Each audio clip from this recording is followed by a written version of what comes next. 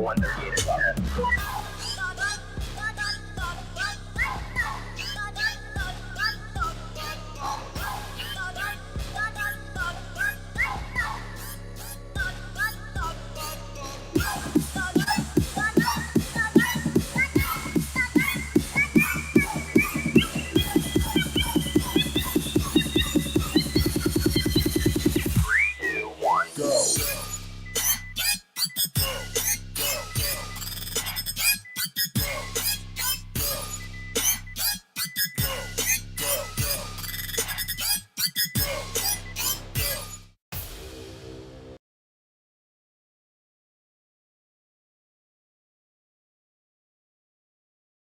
Stations. This is the Sportcat Show, uncovering secret chapters, strange encounters, and the occasional technical mishap.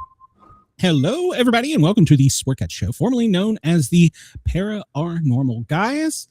Sorry about last week, but everybody here had upper respiratory and just blah going around, and so we were all out sick last week. Hello, Chris. Welcome to the chat. Everybody on Dare Talk Radio in Australia, you're welcome to come over and find us under the Sportcat Show and join the live chat. We got some great people here. Cooley has already been in here, or Sage has already been in here, wearing us out. Chris is here. Welcome. Jen, how the Hello, heck are you? Chris. I am doing well. Good.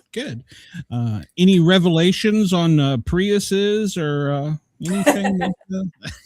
We're going to be talking about sword fighting here in a minute. So yeah. All I can say is that when I'm driving through town in the wintertime, it's not Toyotas that are on the side of the road broken down. There you go. So it's not Subarus either, by the way. But all right, we got a great show lined up. Let's bring Sebastian out. He's got a book out or coming out called Our Lady of Blades, and we're going to talk about knives, sword fighting, and I don't know. Well, he just left. He just left the studio. No. All right, Jen, ad lib. I was going to ask him about his belligerent cats. How can cats be belligerent? Maybe his cat bit into the wire and cut his feed. That was weird. I was about to push the button and he disappeared. I'm like, what did I do? Maybe he disconnected or he's coming back on. But I hope so. But well, if not, we'll figure it out. We got all kinds of things going on here. We can hypothesize. We can talk about sword fighting. So you're a martial artist, but you've never done what is that? No, but I did hit my brother on the head with a broomstick once. Does that count? Well, did he deserve it? He chopped the back of my leg with a shovel. Yeah, he totally deserved it. He deserved it. Yeah, he deserved it. So he's like I'm Terminator, like that in the back of my leg. All right, Sebastian's back. Let's bring him back out here. Hey, Sebastian. Hi. We were curious. Did the cats bite your wire and cut the feed? Was that? I attribute it to ghosts. Well, the gremlins. I always call my problem. Whenever I have a bad for your later question. Yeah, exactly. I know. Whenever I have like a bad phone signal, I always say, "Oh, somebody's. It's a Pokemon Go, and there must be a Pokemon in this area." Yeah, that'll do it. See, I say that, and it's the government listening, and they probably are. Oh, they must be very bored if they're listening in on my phone calls. Well, I'm down below you also. Our government. I gotta hope they have better things to do. Yeah, exactly, right? Absolutely. Yeah. Sebastian, welcome to the show, and we don't really bite. Well, we nibble. It's kind of mean. You've got a book coming out, but it's not your first book. So tell us a little bit about yourself, and then Jen and I were fighting backstage before you showed up to see who was going to get to ask the hard-hitting questions. So. Oh, excellent. Yeah, so for those in your audience that don't know me, I'm Sebastian de Castell. I'm a Canadian fantasy author. I'm best known for a couple of fantasy series, the Swashbuckling fantasy series called The Great Coats that began with Trader's Blade, and that kind of launched my career as part of a 4-book series back in 2014. And I got very lucky early on. It was, nominated for a few awards and sold well and all those things. And then shortly thereafter, I signed an 8-book deal for a series called Spellslinger, which has been translated into more than a dozen languages and optioned for film and TV and all those good things. And so that brings me to my 18th novel, which is Our Lady Blades, which is the one that's about to come out, and which took me 7 years to write, strangely enough. Sometimes they do take a while, don't they? They do. I literally wrote and had published 8 books while writing this one book. Really? I find that I have to, like, I don't know about you, but I find that I have to be in a certain mood to write a certain story. Like sometimes you just cannot get into that mood, and that every story has its own theme or its own aura, and you just can't get into it because you don't feel it. You're not in that mindset. So yeah, writer's block is my default, waking position.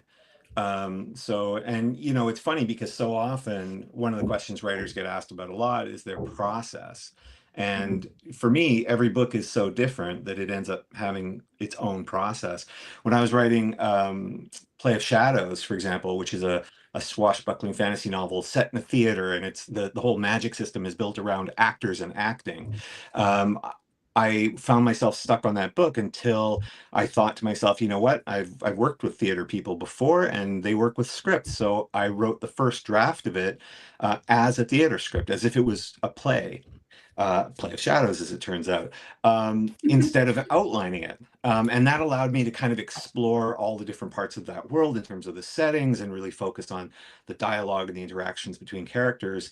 And so that was just a really wonderful way to write that novel. But when I sat down to write Malevolent 7, which was a book of mine that came out a couple of years ago, and I was, again, very fortunate with the success of that book, I wrote that book in a month. I intentionally wrote it entirely on impulse. I just wanted to write whatever I kind of felt like writing. I was in a bad mood, so I was writing wizards going around blowing things up and swearing constantly. And then the sequel has the world's literature's first vampire dragon kangaroo in it.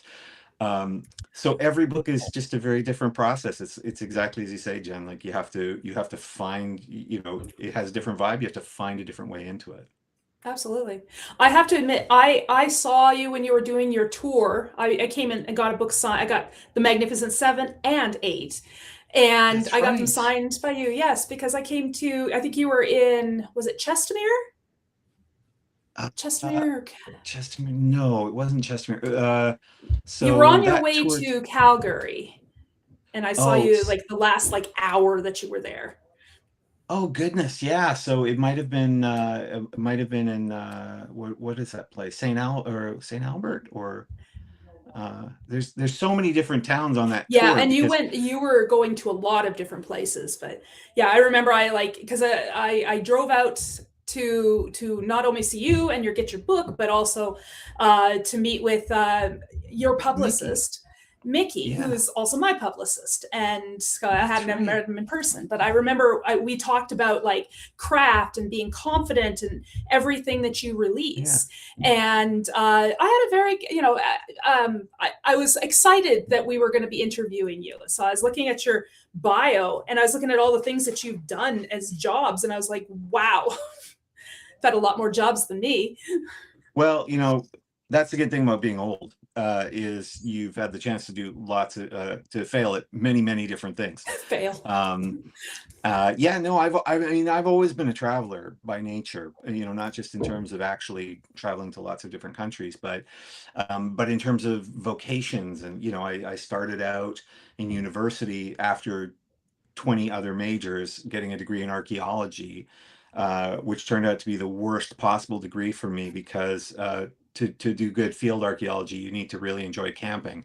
And I appreciate a really good concierge. And so, I went from there to being, a full-time musician and a touring musician to doing fight choreography and theater productions and doing some acting. I was the world's third worst professional actor.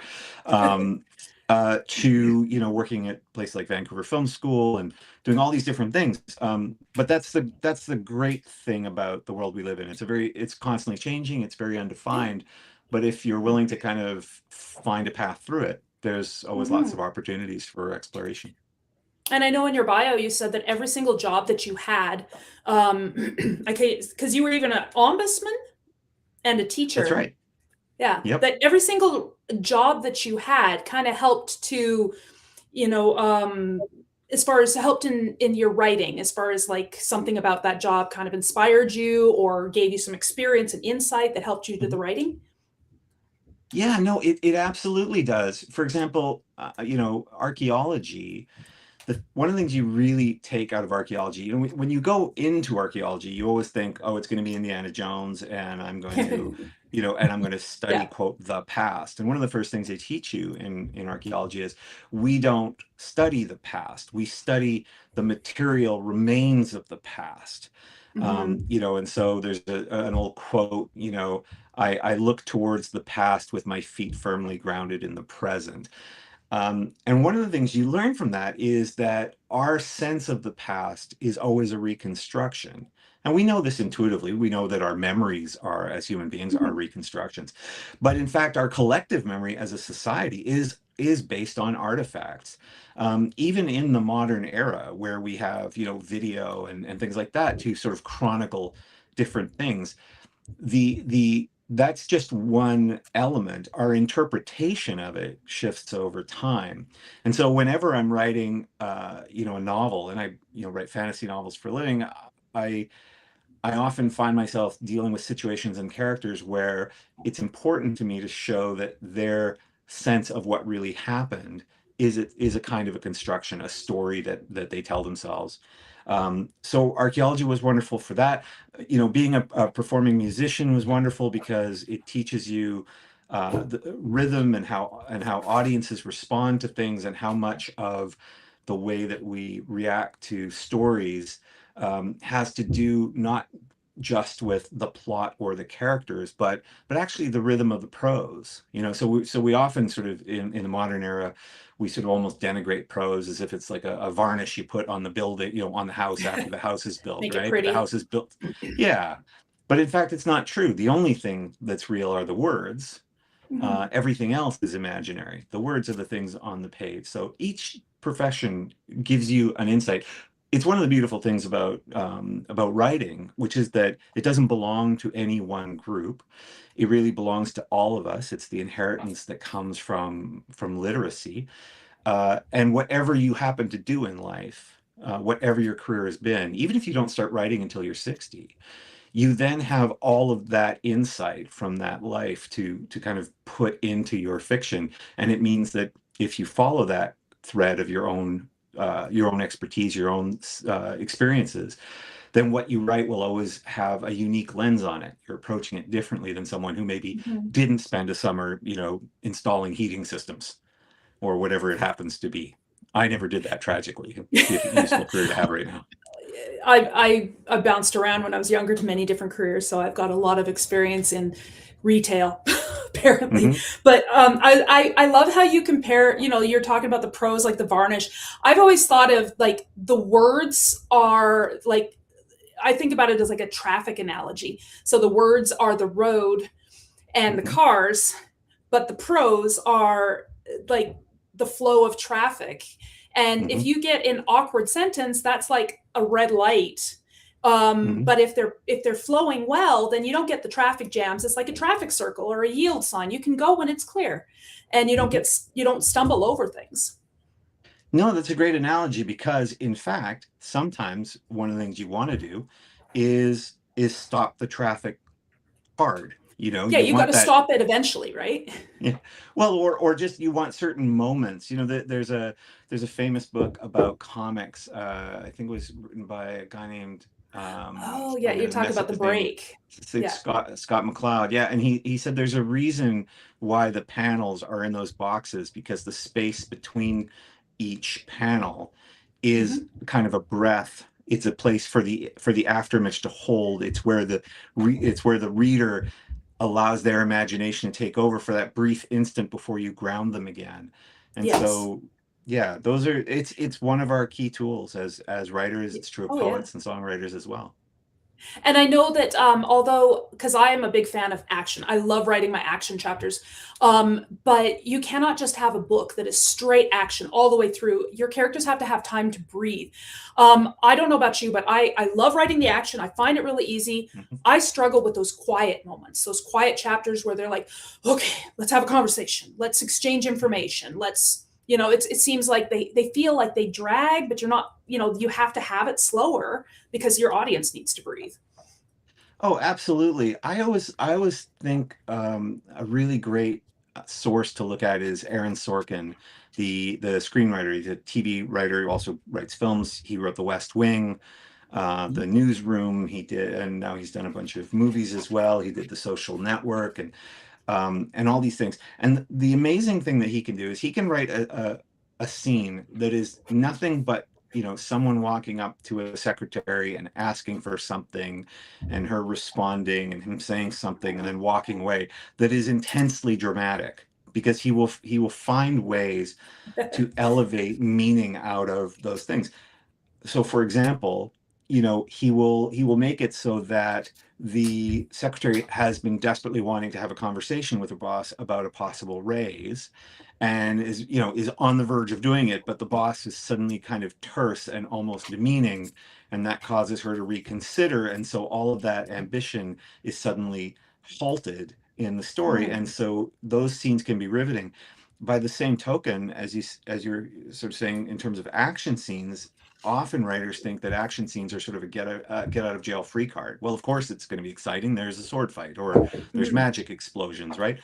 But in fact, often the opposite is true, because those scenes tend to elevate action over meaning, and ultimately it's always meaning that captures us. I often, when I do, every once in a while I'm asked to do like a sort of a masterclass thing on writing sword fights and action scenes and stuff, and I'll always show two clips, one from films, one from The Princess Bride, which is the scene with Wesley and Inigo, the sword fight. Yeah. Yeah, the long one. Yes. Yeah, the long one. Yeah, the long, beautiful, classic swashbuckling one. Yeah, you're always just like, are they going to fall off the wall the entire time? Exactly. And the other is the opening scene from The Duelists, which was Ridley Scott's first film, choreographed by Bill Hobbs, a famous choreographer from, also I think he was one of Errol Flynn's stunt doubles. And it's the opposite. It's mean, it's dirty, it's stochastic. There's no dialogue. But when you watch those scenes, you realize that it's all about creating meaning from the action. So in The Duelists, it's that we're seeing these two characters, one who's terrified, who we know is about to die, who's almost certainly going to lose this duel, and what it means to them and how they get from the place of trying to find a way out of this duel to recklessly getting themselves killed. And then the other side, I think the character is Ferrod, played by the legendary Harvey Keitel, who we see him and how dismissive he is, and how this is just almost an incidental event for him, this duel that's going to take a person's life. And in fact, when the other person dies too quickly, he's insulted. And so it's all about elevating meaning. And that's why, whether you're writing a very calm dialogue scene or you're writing a thrill fest action scene, it's all about asking, what are the meaningful human events that we can kind of surface from this? Yeah, absolutely. Yeah, I like to add a lot of humor in those quiet moments, because life is humorous, and very real situations that maybe we're going to encounter, because we have quiet moments in our life, and I try to make them as real as possible. If that makes any sense. I think I'm just rambling. No, so it makes perfect sense. I was going to ask you, when you're writing these fight scenes, are you focused on the visual, like the scenery, the realism of it, or are you are you spending some time focusing on the emotion of it? So it's ultimately all about the emotion, but one of the things that can deny the reader a chance to get to an emotional response is if they are struggling to awaken a picture in their heads. So Dean Wesley Smith, kind of a legendary novelist, I think he had literally published hundreds of novels and 1,000 short stories or something insane like that. And he always talks about this term he uses called depth, and which is you need to sink the reader deep into the place of the story before you try to give them plot. And so he often does these workshops and courses, and he'll make you write 400 words, and if there's one word of plot in there, he'll just stop and throw it away, which is funny because usually we think as writers, oh no, you have to start with action, but actually you have to start by bringing the reader into the world of the story. And it's true of fight scenes. So for example, one of the things that I find is really useful to remind writers is that if you were to take, let's say, a sword fight, and in real life, most sword fights last between 10 seconds and a minute and a half, unless the fighters are wearing armor. But a classical duel, these things didn't go on for hours, or if they did, there weren't a lot of exchanges. There's a lot of stopping and starting. But if you were to write the equivalent of a 3-minute fight scene and describe every single move in it, it would be the most boring book since the Yellow Pages. And so, but if you don't describe any of the moves, then how is the reader supposed to know the difference between an elegant small sword duelist, using this beautiful 17th century, very light, point-focused weapon versus a longsword fighter swinging this big, 3-foot-long blade, that can chip armor. And so what I often say is you have to go through these stages. So for me, with a fight scene, first we need to understand something about the characters. Which, if you think of that scene we were talking about the Princess Bride, right? How does it begin? It begins not with them fighting or arguing. It begins with a moment of they have to create trust between one another because Wesley's taking too long to climb up this mountain. Inigo's waiting there to kill him. He tries to convince him, look, I'm going to, I'll pull you up on the rope. Wesley says, but then you're just planning to kill me, so why should I trust you? And Inigo says, well, how can I make you trust me? And Wesley says, I don't think you can, so you just have to wait. And then Inigo says that line, I swear on the life of my father, where you suddenly know there's something very important. And and when Wesley gets to the top, what do? They have this conversation because he's giving Wesley a chance to catch his breath, where we realize that we don't want these two people to die. And that's where we get to the stakes.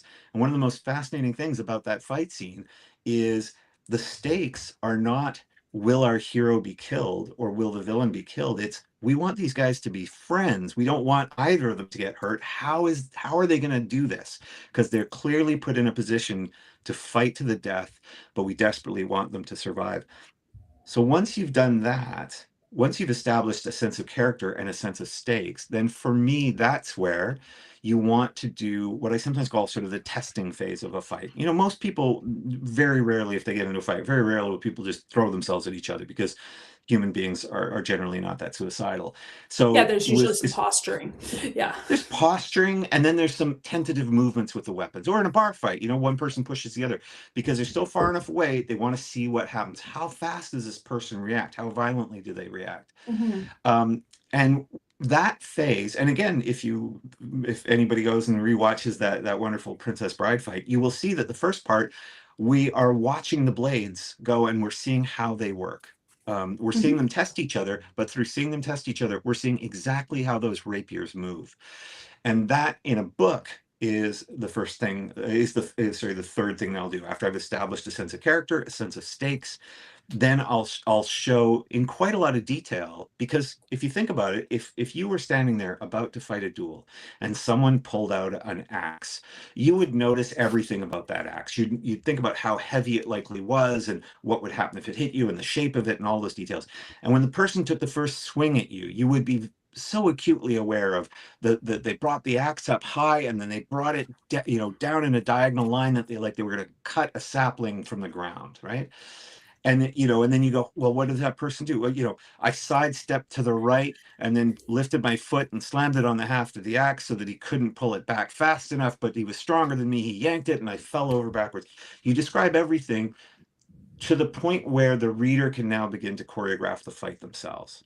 And then for me, that's when you can now move into dialogue and internal things and threats and the environment, whatever else, the plot sort of oriented stuff, because the reader is now, while you're doing that, while you've stopped describing particular moves, and the reader is still choreographing them in their heads, and that's where they're fully engaged. So that's my process for that.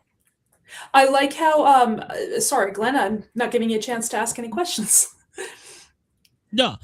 Well, I'll interrupt you for a second. How soon do you get into the action when you're writing a book? Because you have to set it, but how soon can you have that first fight or bomb explode or whatever? How soon does that happen?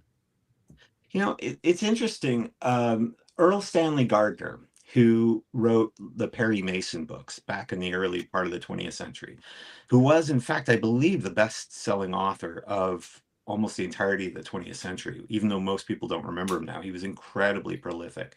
He wrote hundreds and hundreds of mystery stories and novels and things like that.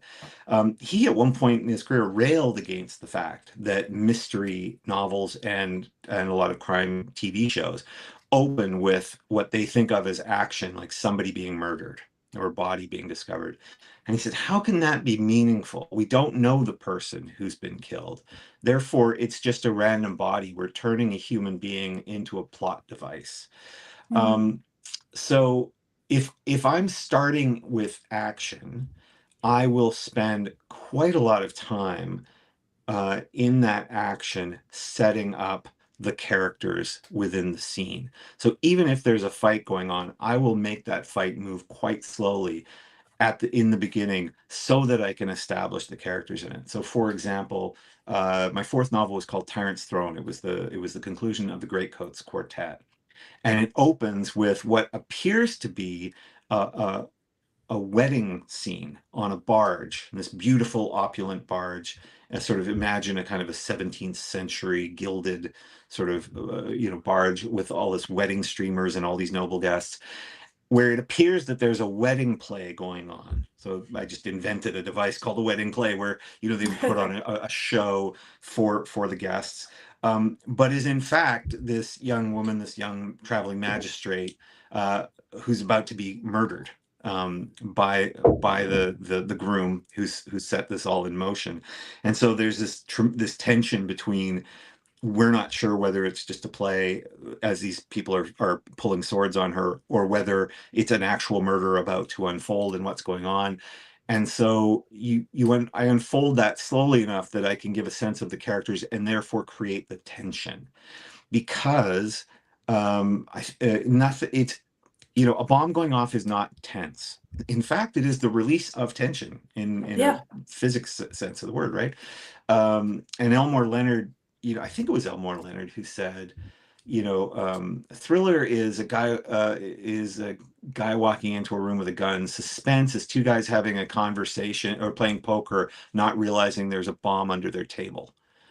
And we know exactly. And so that creates tension. And so you have to find your ways to create tension. There are certainly lots of writers who and I write a lot of action scenes simply because I write a lot of swashbuckling fantasy. That's sort of my genre.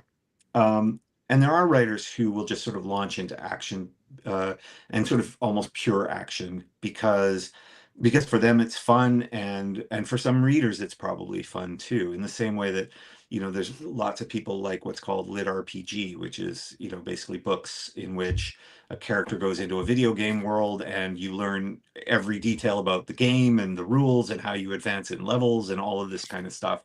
For some people that sort of stuff is fun, but I think for the majority of readers, we want to feel a human connection with characters before we're willing to invest in them. And I know just from experience, because I did tournaments. I was in karate for many years, and I remember the tournaments. It was that anticipation up to the start of that fight that was the worst. Once the fight started, all of that forgot. You were acting on instinct, on react. That it's just all about movement. It was less about emotion. There was no emotion. It was just move, move, move, or you're going to get hit, kind of thing. And so, that anticipation up to that point. I like that you say, like the bomb, it's just the release of that conflict. No, absolutely. And in fact, a friend of mine, Christian Cameron, who also writes as Miles Cameron, and he's a very popular historical adventure writer, and as Christian Cameron, and then a fantasy and science fiction writer as Miles Cameron. He's also former military and an intelligence officer, and he will often say, the biggest illusion of a novel in which there are sword fights is the notion that the person could remember what happened. So because when you're in a fight for your life, there is no part of you that has time to think about what you're doing. It is literally happening on instinct, and you will remember almost none of it. And so he and I both talk about the different ways that we find in order to allow for the reader to be in the mind of a character who's experiencing that. Despite the fact that in life, sorry, my cat is, for those of you who are just listening on the radio, yeah, my cat was very determined to stick his butt right in front of the camera. Is that your belligerent cat? That is definitely one of the two belligerent cats. Yeah, he was the basis for Rikus, the murderous, thieving squirrel cat in the Spellslinger series. Yeah, he's also, because one of the things that makes Rikus entertaining as a character is he's literally a talking squirrel cat who's convinced he's the apex predator of the animal kingdom. And our cat Peluche always thinks he is the toughest cat in the world. He is very small. He is not remotely tough. He has never won a fight in his life. It's like the Chihuahua complex. Yeah, no, absolutely. I think a friend of mine called it like feline Napoleon complex. I like that. Yeah. My cat's just the opposite. He's 22 pounds and got 28 claws. He's a Hemingway cat, and he is the biggest wuss. That doorbell rings or he hears the garage door opening, he's gone. Yeah. Wow. Yeah, if there's a fence, when our dog, my long time ago, I don't have him anymore, but he was a little Pomeranian, and he's fiercely barking at somebody. As long as there's a barrier between him and them, if there's no barrier, he's hiding behind me. Yeah. You are the barrier. I am the barrier. Yeah. Absolutely. We met a bear out walking, and I was the barrier. Wow. Smart dog. Yeah. Yeah. I just feed the dog to the bear and give you a little extra time to run. That's it. I think the dog was going to take off in the other direction. Yeah. I'm sitting there yelling at the bear, like, go, and it's just standing there looking at me. I'm like, okay, I got nothing. The dog, I don't know what to do. Smart one in this. I was like, if that bear is running at me, I'm going to run at it, screaming at the top of my lungs, because I know you don't run the other way. Sorry. I digress. Yeah, I think my wife and I ran into a bear a few years ago, and I think I've been listening to Coldplay. So I think we started singing Coldplay very loudly at it, which turns out to be very effective at getting bears to run away. I'll have to remember that. Yeah. So your bio says you hail from Vancouver. That's right. Born and raised? No, I was born in Quebec. Okay. And then I see one of your comments is his cat sounds like Scrappy Doo, and that is a very good analogy for my cat. Yeah, but just a grumpier Scrappy Doo from the Scooby Doo show. But I moved out here when I was 15, and then accidentally have lived here most of my life. And we travel a lot, which is always tricky because we often travel to Europe or North Africa, and of course, it's a 9 or 9.5 hour flight from Vancouver to get to Europe. So if we lived on the East Coast, it would be a little bit easier. But Vancouver is obviously a very beautiful place. It's a wonderful place if you like being outdoors and just appreciating sunshine and nice weather. Yeah, I spent the first half of my life in northern BC, and I've spent the rest of my life in Alberta, and I haven't traveled, but I would love to travel because I heard it's a good way to get inspiration for story writing. Is that why you travel a lot? Travel's just I love the state of being en route, so to speak. Like, it's one of the reasons I like cycling. When you're on a bicycle, you're just moving through space, and it's everything sort of, on the one hand, you're moving quickly. On the other hand, it feels like everything is slowing down. When you travel, you are away from all the trappings of your day-to-day existence. And so it's a funny contradiction, because what I really like about traveling is not that the place is different, but that I can be different. So because I'm far away from my daily life, you sort of shed all of those things that normally sort of define you the day before, your mood or what you're doing, what you're working on, or things like that. When you're traveling, you're sort of freed to kind of imagine yourself as a different person. And so in that sense, it is absolutely wonderful for writers, because you not only meet lots of new and different people that can help kind of populate your novels in one form or another, or inspire them, but you also get to imagine yourself a little bit differently, which lets you gain insight into possible, new main characters. Kind of sounds like traveling is an analogy or comparable to writing. You're traveling when you're writing. You're traveling to somebody else. You are somebody else. Absolutely. I often describe writing a novel as going on its own sort of adventure, and for me, it's at its best when I feel like I'm sort of living the story. Sorry, I saw someone mention. I saw that comment. I'm sorry, I wasn't laughing at you. I was laughing at the comment. It says Jen lived in BC. I didn't think she was that old. Cute, Chris. Wow. Cute. See, in Tennessee, when you show up like that, we look at you and go, "You ain't from around here, are you?" Goodness. Yeah. He knows. He hasn't been taught not to comment on a woman's weight, or it's not weight. I mean age. Age. Whoa. Oh, yeah. Whoa. I'm slowly learning not to comment on anything, and then you're usually much safer. This is true. This is true. Yep. And then, of course, the problem is, because we're all, learning how often it's inappropriate to comment on things, is then someone will do something and they really kind of want people to notice. They've put some effort into their appearance in one form or another, or they've done something, and everyone sort of, nobody notices. Yeah. Everyone notices, they just don't say it. Yeah, exactly. Well, when you're a kid and you get new running shoes, everybody comments on them, and you can just like say, "Hey, look at my new shoes." When you're a grown-up and you're an adult and you get your hair done, it's kind of inappropriate to go, "Hey, look at my new hair." You have to just sort of wait, and then nobody comments, and then you feel like, oh. Yep. And then the husband doesn't comment, and the next thing you know, he's getting sleeping on the couch in the doghouse. Yeah. Before we get sidetracked, though, we had a question. Glenn and I were discussing. You're adamantly denying this label or title of Renaissance man in hopes that people will start calling you that. Have you succeeded? Yes, because the number of times a reviewer will refer to me as sort of a Renaissance man or polymath or things like that is wonderful and undeserved.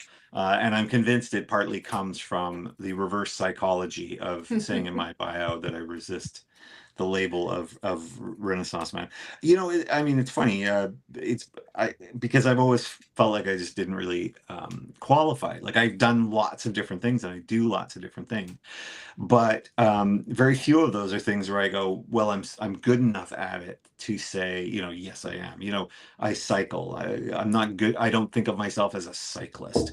I fence. I don't think of myself as a fencer, even though it's something I've done for over many times over the years.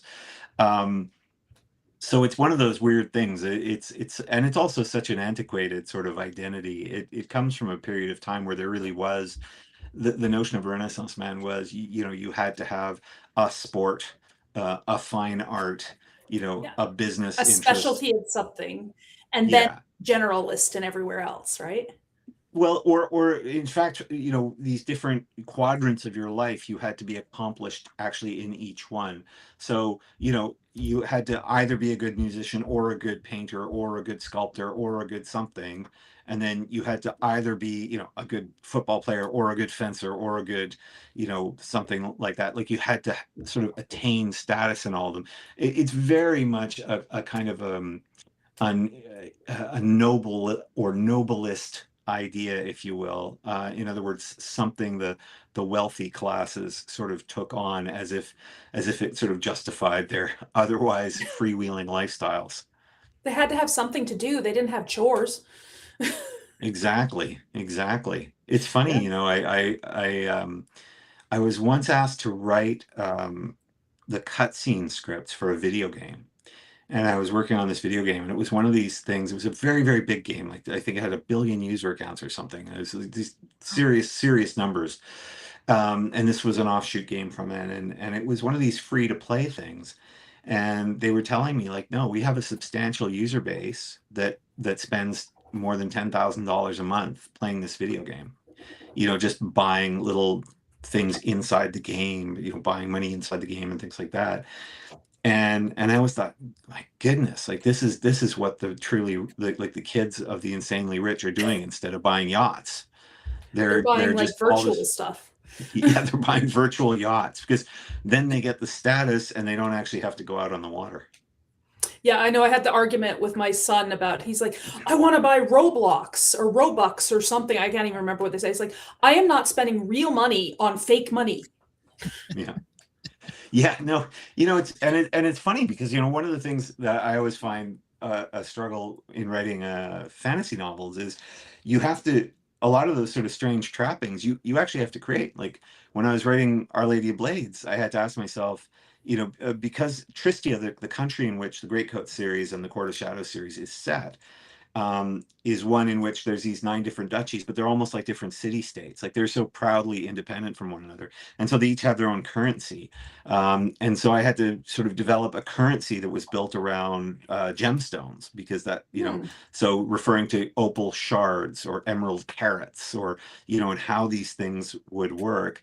And so, you know, it's interesting because on the one hand, I'll sometimes sort of dismiss video games with all of these sort of built-in in-game currencies, but in fact, as a fantasy author, it's something you have to think about, because you have to build a kind of a fleshed out world that makes sense. Even small terms, you know, like one of the things that will turn some fantasy editors off is if they see a manuscript where someone's talking about gold pieces or silver pieces, you know, like, because it's so obviously Dungeons and Dragons, you know, inspired or taken from. And even when I was writing Play of Shadows, because it's set in a city where, you know, they really prize theater and the arts, and so, you know, they would refer to copper tears and silver grins and gold jubilance, you know. So I took sort of the emotional states that we associate sometimes with the arts, and used that as the slang around currency, the notion of, you know, copper tears and silver grins. So sometimes it's fun to play with. Yeah. And then you can invent your own names for things too. Like, I love to, I go to this website, it's called fantasygenerator.com. Yeah. And that's where a lot of so they've got a lot of things you can do, like, you know, random names for like fantasy elves or vampires or whatever. But you can also do random names for like magical spells or cities, or I haven't looked, but I'm sure they have some for like currency.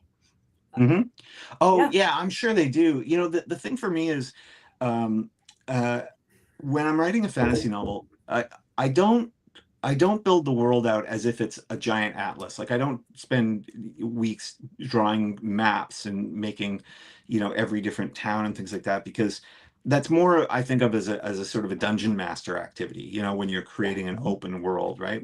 But a novel for me is not an open world. I'm not just creating a setting so that any novel can be written in it. I'm creating a setting that reflects the themes and the underlying tensions of the novel. And so for me, I will often need to ground things.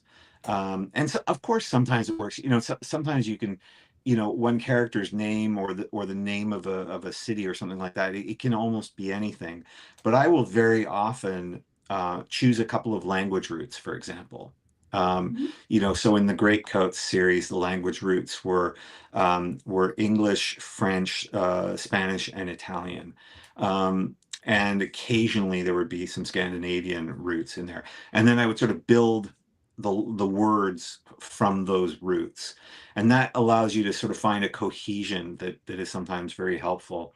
And it's often necessary because, for example, like with Our Lady of Blades, it's such a kind of, it's the most intricate and complicated novel I've ever written. You know, it has all these different kinds of judicial duels. There's a legal system built around dueling. And, you know, so you have sentencing duels where the number of cuts that your champion gets on the prosecutor's champion is you know, each cut takes a year off your sentence if you've been sentenced, you know, but each cut that your champion takes or you take in the sword fight adds a year. So you can start with a 10-year sentence, and at the end of the duel, you're scot-free, or at the end of the sentence, you're going to jail for 30 years. And so all of those things require a kind of an internal cohesion in terms of how they work and how one sort of symbol or motif relates to another. So in the case of Our Lady Blades, I mentioned already, there's the motif of gemstones because they're so highly prized, but also because it's quite a sort of noble and vain culture in which it's set. There's a lot of posturing, there's a lot of intrigues, there's a lot of, you know, houses of different status. And so one of the motifs was around birds. Each house has its sort of house bird. So one of the families, the family that we sort of follow and root for, is the Vauquelin family, and their bird is the hummingbird. Their enemies is a house called Inguero, whose symbol is the falcon. And so there's hubris with the owls and all of these different things. And so I need those motifs to transcend just one element. So for example, when they talk about the highest of the noble houses, they're referred to as the ascendant houses. You know, birds fly, they go into the sky, right? When they talk about a house beneath an ascendant house, they're referred to as a house, like a rising house is called a house beneath the wing of. So whichever house is their patron. So House Thierrin was a house beneath the wing of House Vauquelin. And so the more of that kind of consistency and coherency you can create in a fantasy world, the less the reader has to kind of memorize all the details. You know, I loved Game of Thrones. I loved the books before the TV show came out. I loved the first few seasons of the TV show.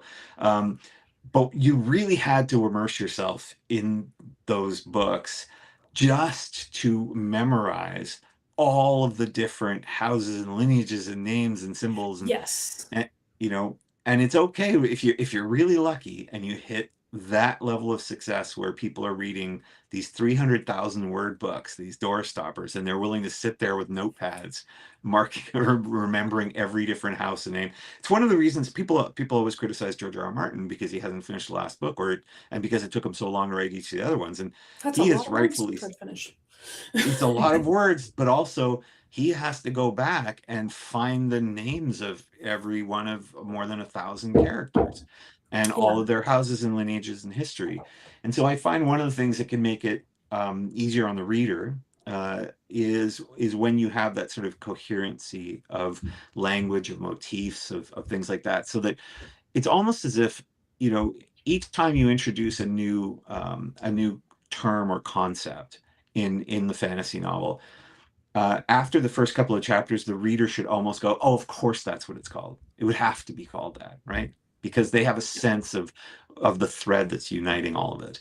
And that's part of the challenge of writing a really intricate or complex fantasy world. But it's also one of the absolute joys when you finally find that perfect motif or sigil or word. It feels like you're building something that has its own internal durability. And it's people seldom sit down and read the entire book, so they'll usually read a couple chapters and then they'll close it, put it away. Maybe they come back to it another day or two later, and so they have to, it has to be memorable enough that they remember it and they don't have to go and reread the chapters before. Yeah, no, absolutely. It's that thing where you have to almost, when you've written the draft of a manuscript, you have to sort of look at it and almost be able to pick up any chapter and go, could I just start here? And is everything so coherent that even though I haven't read the chapter where this character is introduced, as soon as I see them on the page, I get a sense of, the text is giving me a sense of who they are. that is a reminder to people who've read things before, but for someone who first picks it up, again, even if they've never seen the character before or the city before, or in the case of, the Court of Blades, that particular court where all these judicial duels take place, they would be able to almost immediately start to get a sense of how it works. Mm-hmm. Couple questions. Jen, if you don't care. No. Oh, Glenn, you're still here. Yeah. No. Growing up, did you read any children's books or comic books, or did you have anything that was your favorite type of read? I read a lot of comic books when I was a kid. I had a weird introduction to language as a kid because I was born in Quebec. My father was French, my mother was British, but we spoke English at home. So my first spoken language was French. Was English, but my first schooling was in French. So I was sent to grade 1. I never went to kindergarten. Grade 1 French school. Didn't know a word of French. So I was just a kid sitting there in a room not knowing. And the funny thing was, and I didn't know how to read in anything, in English, or French. So it was absolutely traumatizing for the first few days. But the weird thing is when you're that little, you pick up language so fast that within, I think a week, I was already understanding French. Oh. Cat bit the cable again. Oh, those belligerent cats. Darn it. His cats are belligerent, so. Well, we saw the cat in there, so we have to connect it to this drama. I'm sure it was. Oh, he's back. We're blaming your cat. Oh, no, it's okay. Just to finish answering Glenn's question, yeah, because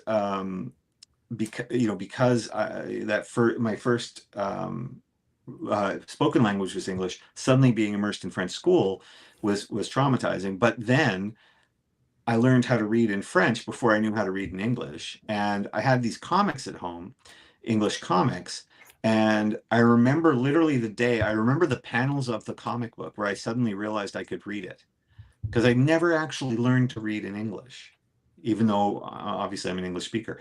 So I never went through the process of being taught to read in English. I learned to read in French, but then suddenly, but of course, same alphabet, same lots of things, it translated over.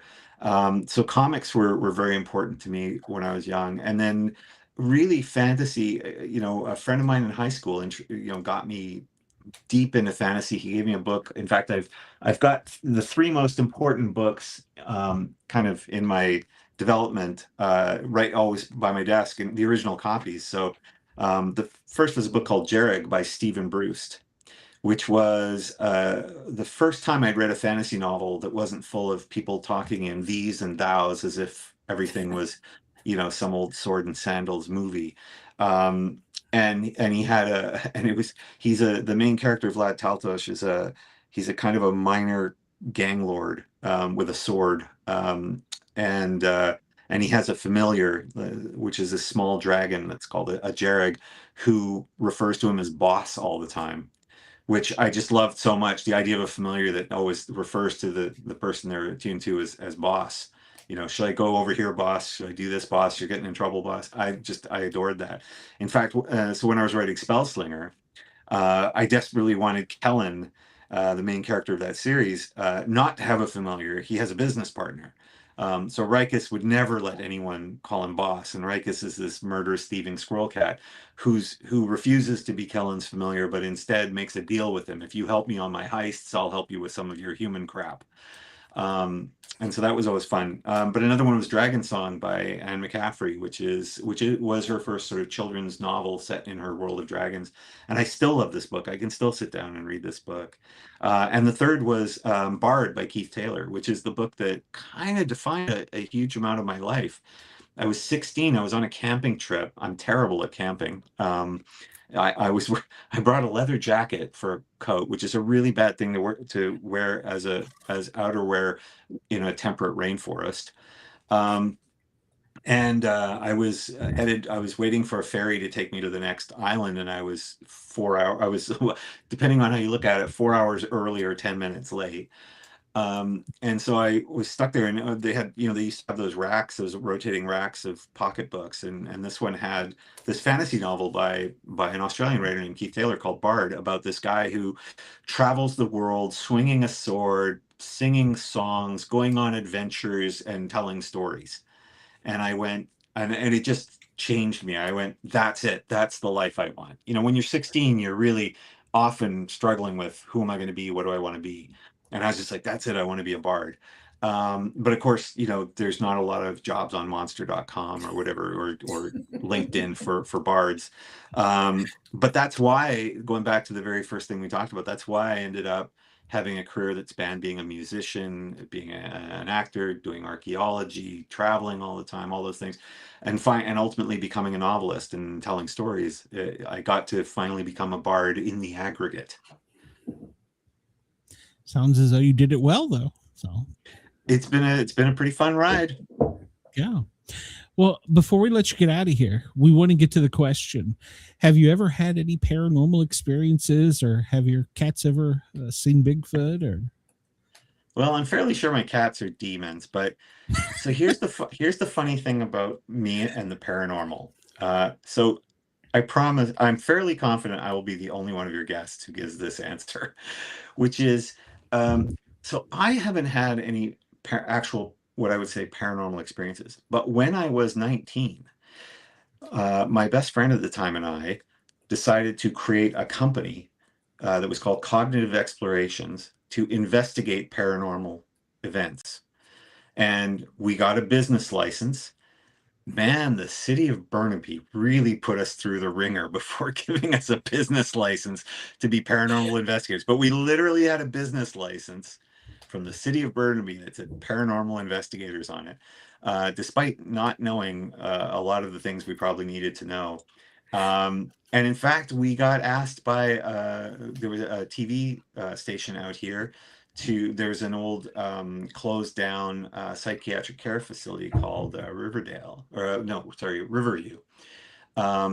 there were rumors of there being ghosts and stuff. And so they had us and a TV crew go in there to look for ghosts. And it was absolutely terrifying, because it looked terrifying on the inside. And there was all these weird things like dead pigeons everywhere, because if they got in through a window and they didn't get out, they would just die. So there's all of that there. And then these weird signs of some human habitation. And of course, what it was a former patient. And in fact, former patients would sometimes, because when people close down a psychiatric facility, they don't always open a new one. So they were breaking back in because it was the place that they knew, and they had some sense of it belonging to them, a sense of safety. And so that was the closest I've gotten to anything paranormal. But I did, for about a year, have business cards that said Paranormal Investigator, Cognitive Explorations. You didn't add that to your list of jobs. Yeah, I did not. I did not. The best thing about it is, because it was so long ago, there is no video evidence of it. So I never really have to worry about that footage of me walking around with a high sensitivity tape recorder and an infrared camera in a former psychiatric facility. Somebody has the beta. Somebody does. Somebody took that video. Let's hope they're not listening to this show. We only got 2 listeners, so you're okay. Sebastian, tell everybody where they can find you. And remember, we have an international audience where our Australian listeners can find your stuff as well.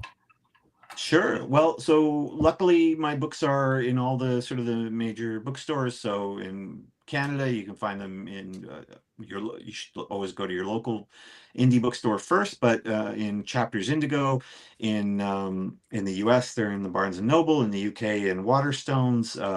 Australia has tons of really outstanding bookstores, and I know that the series have often been quite popular there. And then of course, Amazon and the big e-tailers. All my books are available in hardback, in paperback, ebook, audio. The audiobooks are absolutely stellar. I've been so lucky to have Joe Jameson and Kristen Atherton as the narrators of all my different books. They are absolutely fabulous actors. One of my great pleasures is after my book comes out is getting to listen to the audiobook and having my story told back to me, but with all of great actors' interpretations of that story on top of it. So I'm super easy to find there. My website is www.decastell.com. That's DECASTELL. You can find out everything you want about all my books in all the different languages there. And there's a contact page. I answer every single email, unless it is an email promising me millions of dollars in exchange for a $5,000 deposit to a Nigerian bank account. Not that I don't love the people of Nigeria, but they're princes. I don't know. They have a lot of them, it You seems. seem a bit shady. Yeah. They're all broke and they need assistance. That's Yeah, right. but they have $1 million that they're willing to send you if you just lend them $5,000 first. But no, I respond to all the emails, and I love hearing from readers and people like that. So, and writers. So feel free to get in touch. Okay. And for anybody listening, this will be in the show notes probably tomorrow. So not tonight, but I have it all listed in the show notes. Sebastian, when will your book be out, by the way? It has just it has come out. It came out on May 18th. It's Our Lady of Blades. It's a swashbuckling fantasy. It's a bit of an homage in its own way to the Count of Monte Cristo. So if you want to feel smart, but reading Dumas's 1,000-page Count of Monte Cristo is too much for you, you can read my 500-page swashbuckling fantasy novel that has some parallels, although it's obviously a different story. But it's a book that I'm tremendously proud of. It's taken me such a long time to get it just right. It's the only book I've ever written where I did 28 drafts. By contrast, The Malevolent Seven had 2. It had the initial draft and then an edit pass, and then it was out into the world. So I really hope people will give it a try, and I hope that they enjoy it. And again, thanks so much to the two of you for having me on the show. It's a pleasure. You're more than Always. welcome. Yeah. Thank you. Come back and see us, okay? I told you Jen was the tough one, so. Yes, totally. She was tough. She was I tough but grilled fair. you. Yes. I know, and I was so thrown off because of course we met in person before this, and as you mentioned, and because it's a different context, I was I didn't place the connection until you said so. Yep. So yeah, and we can blame it all on Mickey Mickelson of Creative Edge There you go. Publicity Art. That's Yeah. right. There we, you well, go. we all owe a thanks to him for getting us in contact. So all Yeah. 3 of us. So Yeah. Sebastian, have a great night. We will talk to you soon. Take care. All right. Bye-bye. Bye. It goes too quick. We say that every week. Mhm. There were so many more questions that I wanted to ask, and I didn't get a chance to. I'm Sometimes sorry, I wonder if asked we everything. shouldn't- No, you did fine. I sometimes wonder if we shouldn't just like go 2 hours with each guest. So Some guess yes, yeah, I think so. I think we could. Some they don't share as much. They don't talk as much. And it's true. harder. You got to give them questions that are open-ended and stuff. But That's right. Sebastian was great. He talked. It was amazing. I love the stories that he's telling and his analogies, and they're great. So our next guest, I'm hoping, will be just as great.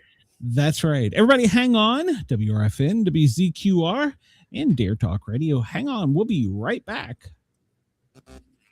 Broadcasting across Australia on Dare Media Group radio stations, this is the Sportcat Show, uncovering secret chapters, strange encounters, and the occasional technical mishap.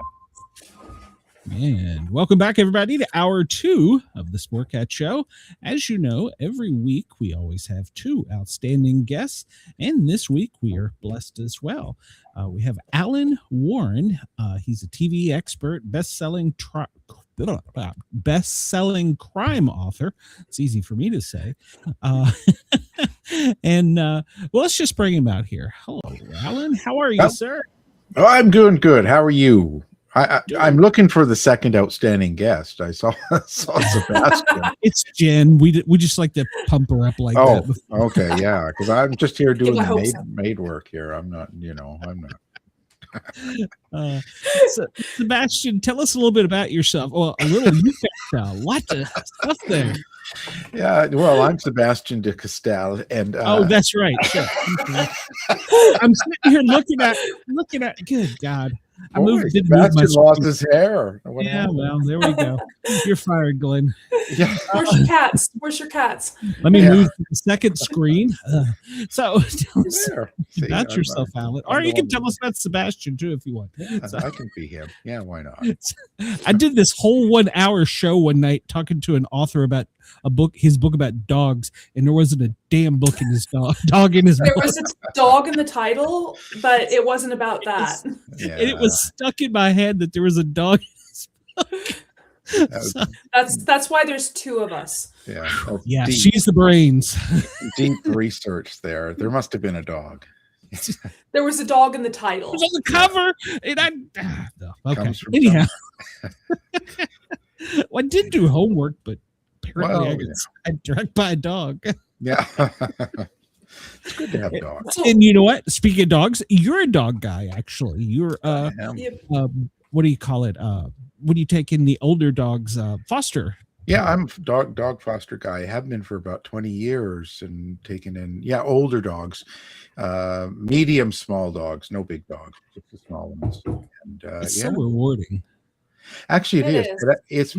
It's my go-to because I'm completely insane and I work too much, and they're always the ones that kind of bring me back to reality. Plus they do everything with me, so I'm working and I do stuff, and then they kind of look at me like, that's enough, and then so I can go out, walk, and come back, and they keep me.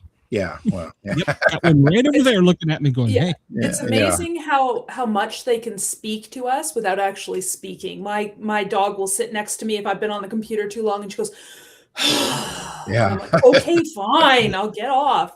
I'll go do That's- something else. Yeah, but they're good. They're good. I think a lot too when I'm walking with them, so it's good. It's good. It's good for me all the way around. It's the favorite part of the day usually. Sorry, you're That's not. They are. clears your mind." No, you're good. Is that how it clears your mind? Because some of the topics in your stuff are really deep and heavy. I think that in a way it does, but what I find that it does is I think about things in a different when I'm out with them, it becomes clearer. I don't know how to explain that. I sort of see things from a different point of view. I see it almost like a reader. It sounds weird, but you're walking and you're sort of thinking about the dialogue and how people talk and what's going on between them. And that's why it's sort of a different perspective. My chat is giving me grief here. Sorry. Oh, good. Chris asks if he wants to know if he could ask Alan what Sebastian's favorite lightsaber duel was. Oh, jeez. Oh, geez, I forgot. There you go. Yeah. We were talking about dogs, and real quick, it's come to mind when you talk about clearing heads. I don't know what kind of music you listen to, but there's an old country song by Tom T. Hall, "Old Dogs and Children in Watermelon Wine." Have you ever heard that by any chance? I don't think I have. I haven't heard it. You really need to, at least one, because you were talking pretty much that metaphor like that. And he's lost his dog, and he's sitting in a pub, and he's sitting down and he's upset. And this old guy comes up to him and said, "Let me tell you about something." Yeah. Let me tell you about a dog named Sue. No, I can't tell you. It's great. No, I listen to all sorts of music, but I don't remember that song. But you know, I was It's an gonna, oldie, so yeah. I was, yeah, it's an oldie. I'm gonna have to look it up. I've written it down. I'm like, I'm gonna go check that out. Yeah. I was gonna say, aside from you writing and publishing 38 true crime novels, nonfiction, you also are a producer of a radio show, House of Mystery, which I've been a guest on a couple times now. So over the years. Yeah, you're that real mean guest. I know. Holy I'm cow. sorry. Vicious. Talk about a boy. Holy cow. it's I from a need it. guy who, by My the way, mom is not voice Jim came Jones. Yeah, she's everything but a whip. I'll tell you, it was wild. No, I've been doing the House of Mystery now. We're in our year 16. So Wow. yeah. What got you started? I don't know if in what, I don't know. I think it just one thing led to another. Like if you would have asked me 20 years ago, I would have never told you what I was doing now. Like I would never been able to guess. It sort of happened. One thing led to another. You know, in fact, I was doing makeup in the makeup counter. This is weird. At a department store in Portland, Oregon, and and anyway, so I got into it that way because we ended up doing makeup for people on the News 6 TV channel there, and then that got me behind scenes, and I started doing some producing, and then all of a sudden I was producing a show on radio, and then I got to do an interview with someone that didn't want to be on with the show host, so they threw me out there as producer, and it went okay, and then I got an offer to do a job. I got a couple of them to do my own show, and I thought, well, this is stupid. I don't know what I'm doing. and so I took it and I ended up doing that, and it just all kind of went from there. And after a couple of failed shows, I got the House of Mystery, and it seemed to have taken off. And I'm quite lucky. I'm fortunate, you know. So what came first, the podcast or the writing? Or sorry, the radio and the writing. Sorry. Well, I'd say the radio first. I was never a writer, and just like with radio, I'm not a pro, so I'm not a good writer. I'm a terrible writer. Don't buy my books. That's why they have editors. No, the thing is, what I mean was, you know, I'm not the guy sitting there thinking of literature and writing and all this stuff. It wasn't just like that. And just doing the show, a magazine actually approached me and asked me if I would do some articles on some of the cases that we were covering. And I said, well, I'm not a good writer. And I said, don't worry about that. Just do it and we'll fix it and all that. So I started doing that. And so I was doing those for a while. And Serial Killer magazine, I did a couple for them. Isn't that crazy? And then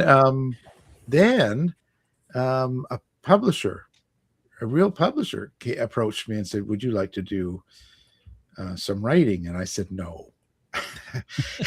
And they said, well, you know, we're doing a 22 book series. They're small, like novellas, only 25,000 words each. And we'd like you to do that on a certain character. And so they talked me into it, and I did that on 4 short reads for them. And 1 took off, and then they asked me to do a full book, and all of a sudden that was it. I just kept going, you know. I think you do it while you can, because tomorrow they'll forget you and they'll never ask you again, you know. Isn't that, boy, I'm rather negative today. Well, what brought you to the true crime? Was it the fact that the radio brought you there, or were you always interested with it? Well, I was always slightly interested in it, but I kind of do things from a different perspective. I look at it as a historical point. I don't so I start out, like, for instance, with Charles Manson book. It wasn't about Charles Manson totally. What it was I picture myself being a 20-year-old in San Francisco in 1965. And then I decide, okay, where would I work? How much money would I make? What kind of place would I afford? How would I get to work? And what's my lifestyle? So I get up in the morning. Do I have a coffee maker? Like, you know, we take things for granted, but what do I actually have in my apartment? You know, and I start building that character, and then I go through all the papers and all the different times. So what's going on in the city, and what's going on in the country, and what's going on in the world, and I kind of put it all together. So all of a sudden you have a whole 5-year kind of story based around a fake character. And then what I do is I bring in the reality of someone like Charles Manson, because I think that so many people. Let's say you were born in 2000. You're 25, 26 years old. You're going to have no idea what Haight-Ashbury was like in the 60s, the hippies, just, you know, even the Beatles and that stuff. Like, you know, the whole feeling of what was going on. They were trying to land on the moon for the first time. We had the race riots. We had people shooting the president and the other candidate. And then there's so many things going on. The Black Panthers, you know, you just put yourself in that life at that time. And so then that's what I do. So I lay that all out there so that someone like that would understand better and maybe understand more about why people act and react things, because back then there was all these 14, 15-year-old kids running to Haight-Ashbury trying to find peace and love. And there was also parents giving their kids away, like giving them to communes and taking off. And so if you're, like I said, if you're born in 2000, someone tells you that, you'd be like, why would they do that? And all this, it could be all mad. And you'd be thinking, this is stupid. It doesn't fit. So I really find I really take a historical situation and then bring in the kind of the theme in there. So it's a little different, and I'm not so gory in the books either. I like tell you what happens. Well, I tell you what happens, but I'm not detailed unless it's something you need to know, right? Like it's just a particular way that he had someone killed, why, and it's more factual that way. I don't sit there and talk about the temperature of the room and the blood dripping, and there's people that do that really well, but I'm not really, that's not my thing. So, and sometimes it hurts because sometimes those ones don't sell as well. If I was a little bit more graphic, some of those books would sell better, I think, but I'd rather do a really good story and have really good information that people can understand and really get it, and not be a narrator and say this is good and that's bad and direct people, but this is just what it is, so they understand it, and hopefully they can see what's good or bad within themselves, but not always. Did you what kind of educational background did you study, like criminology or psychology, or did you just really deep dive into these the people that you were writing about? Well, it's funny. I was going to school. I started in the theater program at college in New Westminster. And then I transferred into the music department for a crazy reason. And so I ended up in music, and I went right through, and then I ended up in Seattle at UW, and I got my master's in music, and my minor was criminology. So all of my minor courses through college were criminal courses. I was sitting there with cops, the guys with the mustaches, all, doing all the courses. And then I was in music the rest of the time. So it was just a minor, but it was more of an interest for me than, let's say, it wasn't as natural, let's say, as music was when I was taking that. So that was it. What cases do you decide to write about? Like, is there a criteria? Well, once you start doing this, people start sending you things, and you start hearing from people, or, I'm out in a store and someone will say, hey, have you heard about this case? Or have you heard about that? Why don't you write about this? And then so you take it and you talk. So I can have 20 on my computer, and then I kind of start going through them and kind of go, for me, I want to be able, if it's a recent enough case that happened when we were alive, I want to be able to contact the people. So you get a hold of survivors or friends of or family. And if they don't want to do the book, or if they're not interested in a book being done, I shelve it. That's the first thing. If they are interested, then I go to the next level. So then you talk to the cops.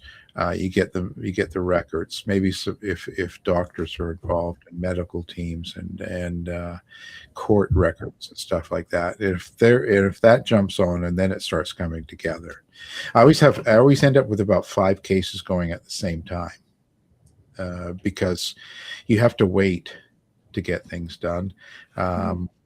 Like to visit someone in prison or visit someone, you have to apply and get approved, and then you have to contact them, set up a date. And so, there's some writers I know, and they'll wait, and they'll do one book every couple of years or 5 years even, because they have to wait so long to get everything. So while I'm waiting, I'm doing another book. That makes sense. I only have so much time. Well, I want to do it before I get unable to do it, Do you rip them from the headlines? I mean, it seems as though there's one almost every day if you watch. Yeah, I'm not really, and that doesn't interest me for the most part. It's usually something that comes from a person alive that's part of the case that wants it. Like I did the Murder Times 6, and that was, for instance, not too long ago. And that was particularly because the family wanted me to, because the murderer of 6 members of their family was going to be up for parole.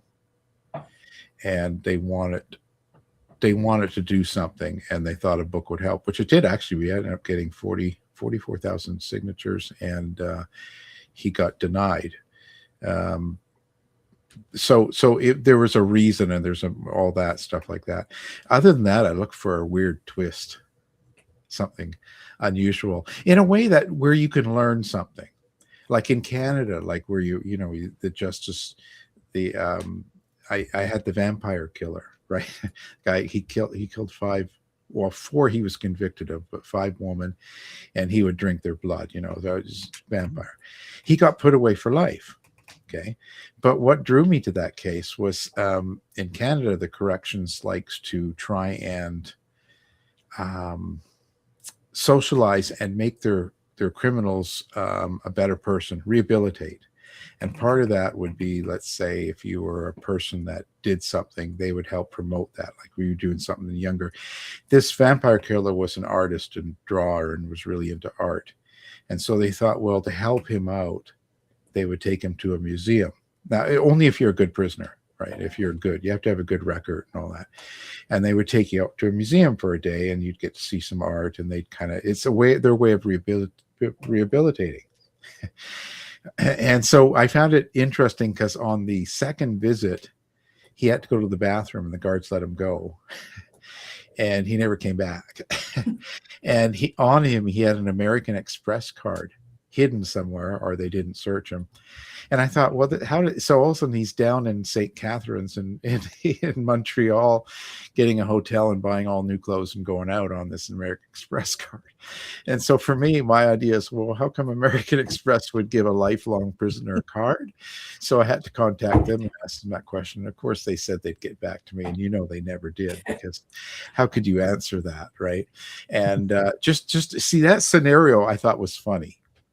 Just that whole set, and how in the Canadian criminals, they're almost too nice, and the American justice is almost too mean, like they're complete opposite. Yes. And it really both should be somewhere in the middle, somewhere just kind of in the middle rather than either extreme. So things like that will grab my attention. I thought, this is cool. Let's find out about this. And then I get into it that way. So it's usually a twist to it. Do you find that your research? I'm sorry, I just want to know if they caught that guy, or did he get? He did actually 3 days later, and that was even weirder, because he was out because he would his vampire tendencies only happened when he was getting intimate with a woman. He couldn't be aroused without the taste of blood on his mouth. Okay, so he would bite them and start drawing blood when he wanted. So the reason is because now, so he was out with a girl that night that they caught up with him by the American Express card, and they caught him in a pub with a girl he started kind of hanging with. I'd say dating, but it was only a couple of days. And so it was just really bizarre, because they raid, the bar, and they get him and the girl. She's still not okay years later. Do you know what I mean? Like when she found out that she was hanging with the vampire killer, and that she probably would have been the next victim, and it really messed with her. But that was, because so that was a real interesting thing about it. So they did catch him, but it was a couple days later. Okay, go ahead, Jen. Sorry, I wouldn't sleep if I didn't know. He's down you have to Google outside your door. I see him in the back room right there. Good news. Sorry. Yeah. There he is. Hey. She is not going to sleep at all tonight. No. I give fine. I'll just, the dog's going to sleep in the room with me and my husband, and I have a 1-foot mag light flashlight. It's just all ready for the action here, I used to live alone. I was prepared. You were ready. Yeah. I was going to ask that, with all your research into all your different stories and the different cases that you write about and stuff, does it change your view on humanity? At times, I think that you know, at different times in my life, it has, but as of recent, you know, the way people, you know, the last 10 years, the way people behave right now in public and the way they treat each other in general, I've lost more faith in humanity from that than I do from the killers. Because I think in the sense of these killers have been with us forever, you know, whatever you call them in whatever generation or time period. There's people that murder and have that. And it is a small percentage. It's not as big as it makes it sound on TV. It's not like you have to worry. There's, you know, 300, let's say, in the States of 400 million people, right? It's pretty small, but it's still scary, you know.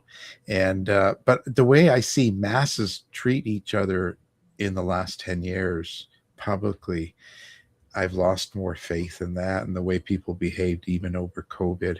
Whatever stance people take, it doesn't matter. It's just the way people treated each other. It's the way they behaved. Were just not like grown-ups, like adults. And I kind of thought we could build off of what our older generation, our parents and grandparents, had worked so hard to give us, and we would go further than that. But it's sort of, so that's more disappointing to me than Ted Bundy. You know, Ted Bundy's one of those rarities that you get, and you kind of, I don't want to say you should expect it, but in essence we should, because we do have that around us. It's pretty small in the big picture, but you know, so the reason I'm kind of more depressed about humanity is what I see on the internet. It's terrible. Turn on TikTok and, you know, be depressed. Yeah, I agree. I mean, one thing, I'm by profession a paramedic, and I've seen a lot of the dark stuff that people do. And one thing that always amazes me, people don't realize that, especially in the inner cities, it's almost a war zone. It's just like they get their little blinders on. And I've, like you, I've talked to people who've just done heinous things, and they're like, it's no big deal. Yeah. Oh, it's crazy when you go meet someone in prison too, and they're away for murder. You know, 6, 7 people, and you're talking to them, and that's one of the craziest things, because you'll meet someone like that. You're sitting there with them, and then you start thinking in your mind, this guy is common. Not that he's a killer, but just the way he acts, the way he presents himself, the way he is. He reminds me of someone I'd see at the grocery store, or in the mall. Exactly. There's nothing, and in fact, a lot of them, they're not like Ted Bundy, or they're not like this Hannibal the cannibal. They're not all this super smart and talking all, you know, and they have all the charisma and stuff. That's not how, they're just normal, average people, you know, everything about them except for what they did. And it's not like it's portrayed. We always see the same 5 people that are killers, that are made to look like amazing people, and it's just not. It's not true. There's a few, but really, the majority of them are just like everybody else. They have the things they like and don't like, and all that stuff like that. You know, I got letters. I talked with the Grinder serial killer out of London that killed 5, and he sends Star Wars pictures, and he's like a kid. He's in his 40s, but you know, he's just like nothing special. And I don't mean that in that way. I just mean there's nothing like, it's not Hannibal. It's not like this great letters of perfect writing and super talking. And it's just, hey, I can't wait for the new Star Wars movie. It's like, and he draws pictures, and you think, this guy's a serial killer. But that's how most of them are. You would never pick them out of a crowd in your neighborhood. So now she's really going to be scared. No, I try to explain that to my sons, you know, the same thing. It's like, oh, if I meet a bad guy, I'm going to run away, or I'm going to fight him, or whatever. And I was like, dude, you don't know what a bad guy is, because they look like everybody else. You can't tell, but we grew up with cartoons where the bad guys look like bad guys, and they dress them a certain way and they give them Yeah. certain words to say, and you know, there's always some of that, but my God, most of it, these serial killers, these people that are killing and doing stuff, nah. In fact, most of them you'd think were soft-spoken and nice guys until you found out what they did, which is actually, that's kind of scarier. Yeah. You know, could be the guy you're sitting with at the interview booth. Never know. Well, they say everybody's going to meet at least two in their life. A murderer, and that's almost a serial killer, but a murderer. Paramedic. I've got triple or quadruple that. So. I've worked in hospital. I've met many people. I'm sure some of them were. Yeah, and I bet as a paramedic, you could probably write a book about some of the stories. You know, Jen's tried to talk me into that a couple times. You probably could. We've exchanged some stories here and there, you know, and he sees the front lines. I get them after the fact. Well, you know, Alan, to tell you, the first murderer I met, I was a paramedic, and I was right out of paramedic school, downtown Knoxville, Tennessee, rural area, Sunday morning on the church steps. I pick up this guy. He's too drunk to be there. And that's what the police told me. I'm like, okay, well, we'll run him down the bridge, literally down the bridge. Remember the bridge to Baptist Hospital. So I got him in the back, and I'm just, you know, whatever. He's drunk, and he wakes up and he looks at me and goes, "Hey, was there a guy sitting next to me?" I'm like, "No, you were alone on the steps. You fell and hit your head, and the cops called." He goes, "Huh, I'm pretty sure I killed him." I stopped and I turned and I was like, "Excuse me?" Yeah. Asked the police to look at the bottom of the bridge. I'm pretty sure I stabbed him and threw him off the bridge. And I'm like, stop talking right now, because I'm going to be in court. Yeah, that was my very first thought. Stop talking. Yeah. But I was like, okay. And so you take a total. I'm now sitting behind him, got the metal clipboard. I'm prepared. And and he's a skinny little older guy. Yeah. And I called dispatch and I said, hey, it's a funny thing. And I'm thinking he's probably drunk. He made this up. And it comes back and goes, KPD is going to be behind you in just a minute. They did find somebody at the bottom of the bridge. I'm like, oh. Oh, well, there you go. You sit right there. Don't need an ambulance for that one? Yeah. The whole shift doing paperwork. I had one patient, whole shift doing paperwork and talking to police. Yeah, that's crazy. Like, darn it, I should wear headphones. Yeah. I did. I told him, stop talking. Stop talking. Never works. No, because literally they want to talk about it then. It's well, yeah. They're so drunk they don't even remember that they're talking about it, maybe. Well, even the sober ones, the kids, they just want to start telling you about it. I'm like, no, I don't want to know. I was telling Jen before the show, as we would have rookie EMTs and paramedics, and they'd want to go in on these gory calls. And I'm like, no, you don't. You're going to be forced to in your career. Don't volunteer for because you can't unsee what you see. Yeah. You know? Yeah. You step forward and that's it. You know, and it's true. I was doing another Canadian case, and actually I was doing a separate thing, but I had to do this because he was part of another case. You know that, what was his name? You might know, Jam. He was a model, and he was trying to be popular, and he took home some guy and cut him up and filmed it, and then he put it on. Why would I know about that? Well, because I thought maybe you'd be into that, you know. Well, you're from Canada, aren't you, or no? I am. Yeah. Big place up here.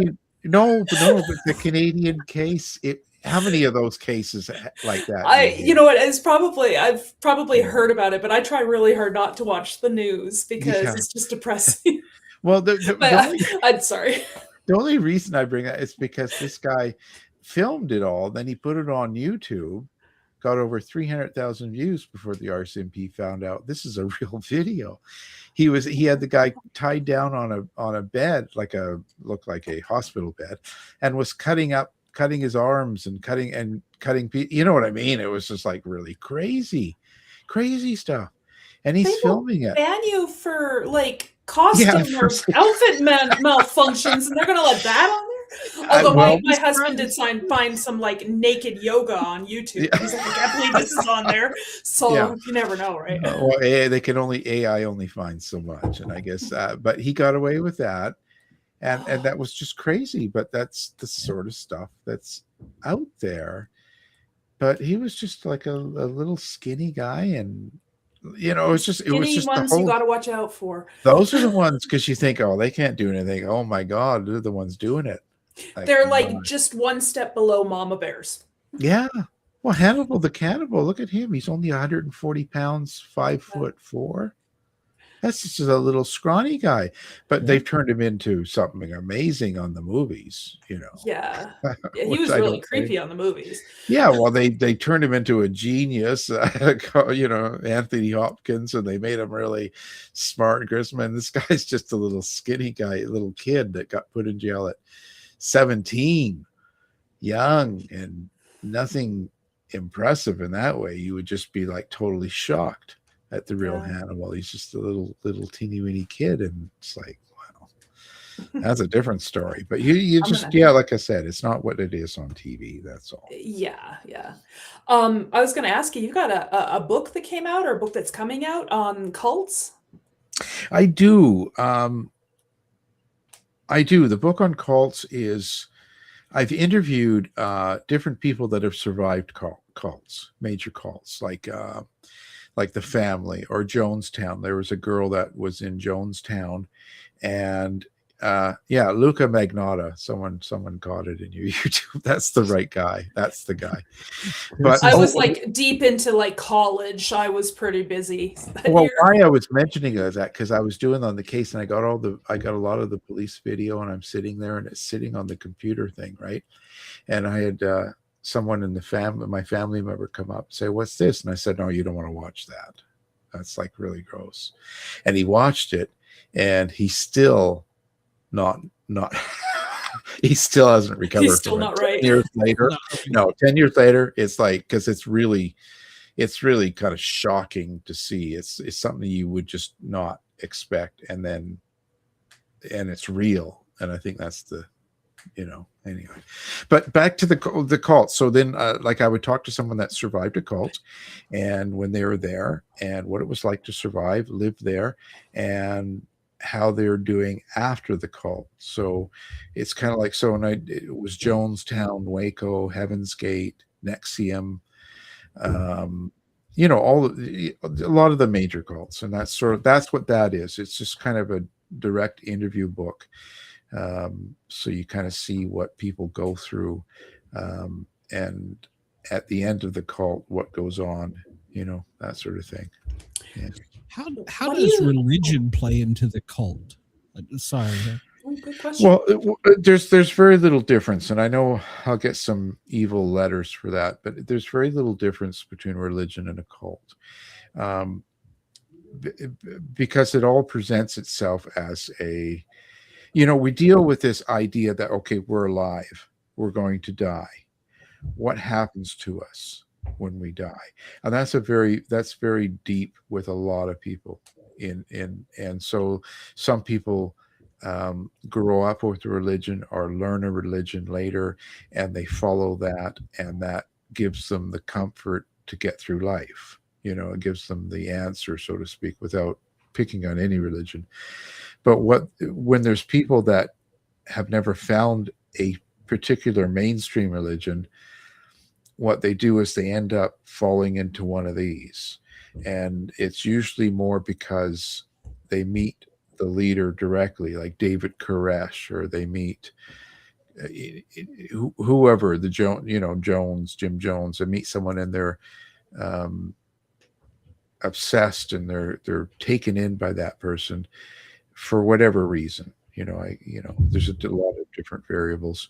And so then they end up incorporating and becoming and living that way, thinking that they're on the right path. Their life usually gets better for a while, because all of a sudden they have family. They feel like they have love, support. They feel like they know where they're going. They've got their heaven answer. And so things are good. just like in a religion. But with these cults, what happens is they usually end up getting narrowed. They end up getting taken out of society, taken and put into a group. They go live somewhere and they become isolated, and then things turn bad. When it goes bad for the leader, it turns bad for everyone. There's not a lot of difference between really Charles Manson and David Koresh. It all ends up the same thing. Listen to me because I'm God, I'm God's son, I'm whatever entity I become. So you should be following and loving me because I love you. And then it just, and it becomes that scenario. And so there's not a lot of difference in that way. It's hard to determine. Scientology is a perfect example, man-made. There's a lot of believers out there, a lot of followers. But they're living lives. What do you say to someone that's in it? It's tough. It's really tough. So the people that it's a two-part question. What is so what makes it so difficult for a person to leave, and for the survivors that do leave, or those people that do leave, what is it about them? What kind of inner strength or something that they had that they were able to survive and leave? Well, for the most part, the survivor that leaves is usually forced into leaving for a particular reason. Like the Jonestown lady I talked to, she was, I think, 5 or 6 when the Kool-Aid thing was going on. And she ran away and ran 20 miles through the jungle to find help and get away. I mean, that's something that's, 5-year-old. That's just amazing. But it wasn't even about getting out of the cult for her. It was about surviving all this death going on. You're too young to understand really what's going on. You see something direct at 5, someone dying. They were shooting people and they were making them drink and dying and all that stuff. That's what you see as a 5-year-old. You don't think beyond that usually. You're not thinking, oh, this is that. This is, all this meaning and stuff. So you run. So someone like that, that's an amazing strength, just period. Others, like the guy I talked to out of Waco, he was there when they got attacked and when it all went down and all those people died, and he survived. But he's waiting for David Koresh to come back. David Koresh was the only one that told him the truth about God. So years later, he's sitting right now in his basement waiting for the return of Koresh. So he spent his whole life doing that. Wow. I don't know if that's courage. I don't know what that is. I'm not a doctor. I just play one. I couldn't, that's the other thing. You can't really examine these people. You can talk to them and do all that stuff, but they don't really get treatment. Like, we don't really know what's going on beyond the surface. We can guess and put a lot together, but we still don't really know. Why would he give up his whole life for this? But he really believed, and he really believes David Koresh is God's son, and he's going to return, and he's going to save them all and save the world. And okay. I'm not one to, like I said, I don't really judge and get into calling people names or get into fights with people. I just really want to hear what they believe and why, and kind of try to understand it. And that's as far as I can go. I don't know. I think, again, there's people that get caught up in different groups, and you kind of don't know why. Why would you do that? It's so easy for us sometimes because maybe we have our stuff together a little better. We got a little bit more home life, family, security. We feel more comfortable with life and whatever religion we choose, if we choose one. Like we're more stable in that way. A lot of these people that join these groups are not. They don't have any of that, and they're kind of lost. And it's not to put them down. It's just how their life went as a young person. So, You know, I don't know. I don't know. I really can't answer directly why someone, you know, but but it is a lot of strength to leave a cult, you know. And now and also back then they would isolate. You would Mhm. have to go live with the cult, and you would be isolated, and that would be the problem with when you say why, you know, how come they don't just leave, or what's they become isolated. They get cut off from whatever friends they do have and family. They get put into a place and they're almost protected or guarded, even though it doesn't seem like it, but they're in their own thing, almost like the Manson thing. And if too many people are coming to them, then they move. I don't know how this is going to go today with social media, and because back in the old days, if I wanted to follow David Koresh, I had to go to Waco. You know, I have to go there and be with him. Today, I don't know that you need to do that. You know, why don't you guys start one and see what happens? Well, what is the definition of a cult? Like, I know, you know, there's a scientific definition, but you know, what makes something, you know, what is that turning point from organized religion to cult? For me, it comes down to one thing. It comes down to freedom of choice, your freedom. So when you get to a group, whatever the group is, don't you join a book reading club or whatever it is, religious, whatever. When they start telling you what you can and can't do, to the point where you have no choice anymore. Like, you know, you could go sit in a service and they could say, oh, you shouldn't do this, or don't drink alcohol. It's, you know, it's sinful, whatever. And you could choose that at home. Go, yeah, I'm not going to drink. I don't need to drink. But when they actually have you in their control, where they actually just come into your house, your room, take away your alcohol. You know what I mean? It's when they actually don't give you the choice anymore. You live this way or else, whatever that is. And so it's just that freedom of choice. I mean, it's okay to live a certain way. If we all decide we want to live in Tennessee and we're only going to drink bourbon and eat whatever, like, we can have our own group. But if we dragged you in, like, JM, you have to come, and then we don't let you go, and we make you eat how we're going to eat and drink what we're going to drink and do that, that's the line. If you choose to do it and you think, this is great, I love this, that's great. But when they start forcing you and then taking away that choice, you know, Mhm. if you know, you can't tell your friends, or you can't talk to your friends, you can't talk to your mother. No, she's a sinful person, or whatever. That's when you're in trouble, you So know. is there anything unique, or like, there's a lot of different, cause so David Koresh is not the first person who's created a cult.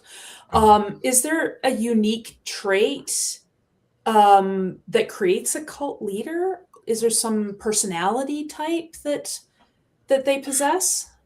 Well, there's a few theories on that, and to be honest, I think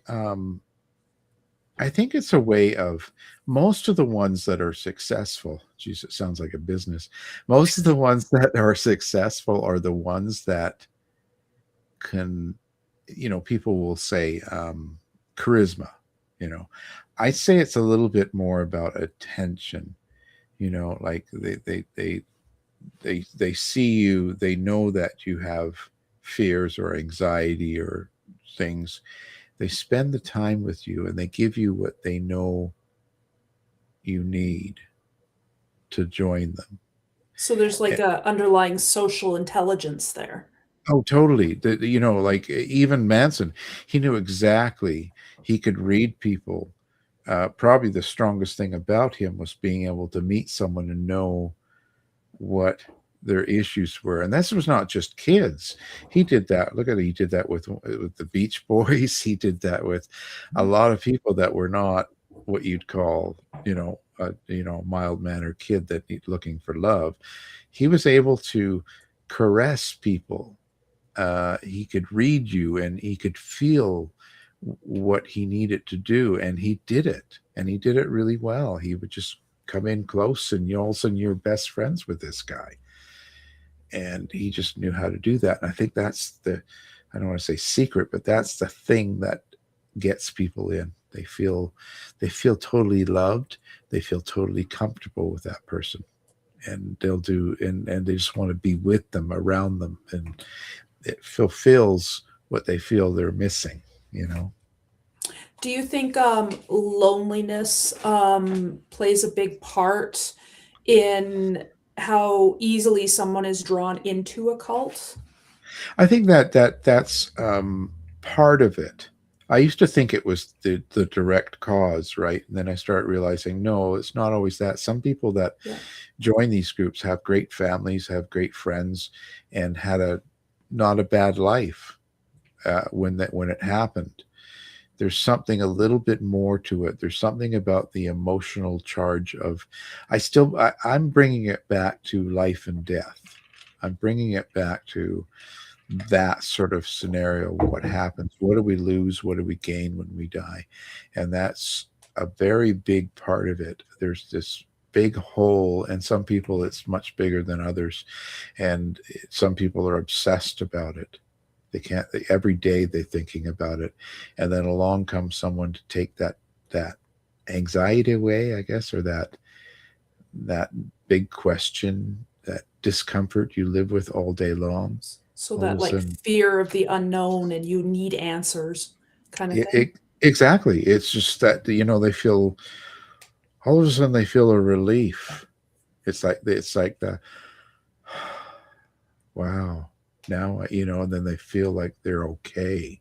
It's going to be okay.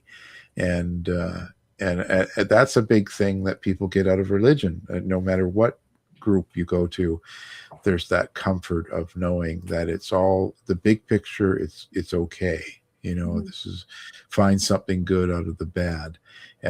So it's a way of doing that. And it's different for different people. That's why even like the big ones like this, like even Manson and some of these other big cult leaders, there was a lot of people that didn't join. There's a lot of people they worked on that they did the same things to, that it didn't work. And you don't really hear about them. They just kind of flow through. It's just the ones that are, stayed there and become a part of something, and then it turned evil or turned bad. That's where it's kind of, but there's a lot, they don't get everyone, is what I'm saying. Yeah. And there's, I don't know, I've heard this myth, and I don't know how much truth there is to it, but that only those people who are, like easily manipulated, but sometimes like, it doesn't matter your intelligence level. It doesn't matter, you can be manipulated and be, a member of Misa. Yeah. Intelligent kind of thing. Totally, because we have two big components. We have our intelligence, like let's say the science or the intelligence, the thought of what we know, goes on. Then we have the emotion, the feelings, and they're two totally separate things, but they relate to each other, and one affects the other. And that's why some people can be very, I don't know, how do you say this? You could tell them that the sky is blue. You can tell them the sky is green. And it's just about their emotion that they'll follow, because they want to be right, or they want to have that person be right. That's their leader. So they go with their emotion rather than what they know. And then that's the follow part, because that's where it's not true. And that's where we lose. So I think our emotions lead us to a lot of things that we shouldn't be, we shouldn't really be doing or following. Like, we follow it because it gives us comfort, and that's not always the good thing. It's true. Yeah, I don't want to be depressing. No, it's fun. It's like, I mean, it's part of our lives, right? We gotta be mindful of it.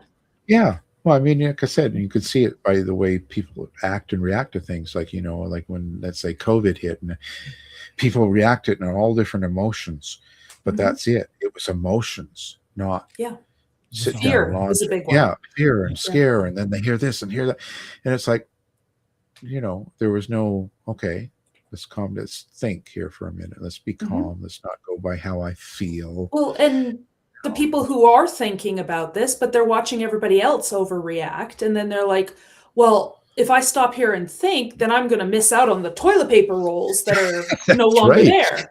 That's right. What do I The do? opposite of that too. There's the people that don't think. Like he was talking about COVID. I saw this coming, and I went to our chief as the infection control officer. I said, we need to start ordering masks. We need to get extra gloves. We get this. And he's like, we don't need to do that. This is on the other side of the world. Yeah. And I'm like, our fire department is, most of the employees of the city are employees of Atlanta, Hartsfield, Jackson International Airport. Keyword, international. It's going to be here. Yeah. And he just didn't listen. He's like, we're a small city. It's never going to happen. And then one thing, boom. Yeah. And Well, that's panic.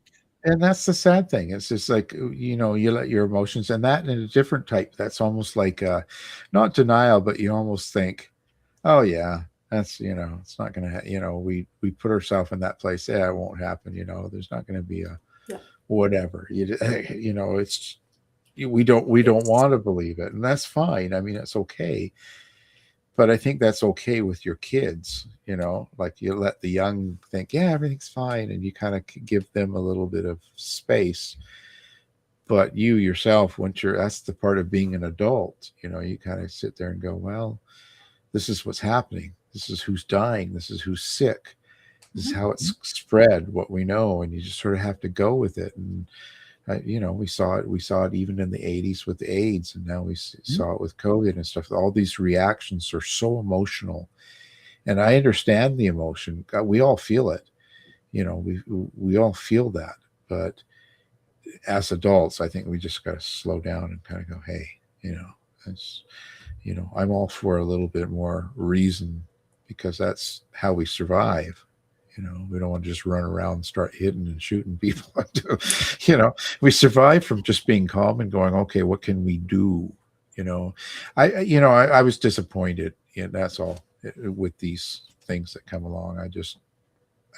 I'd rather see people be more supportive, even if people they don't agree with, you know, and kind of go, okay, you don't need the vaccine. Let's talk. You know, how are you feeling?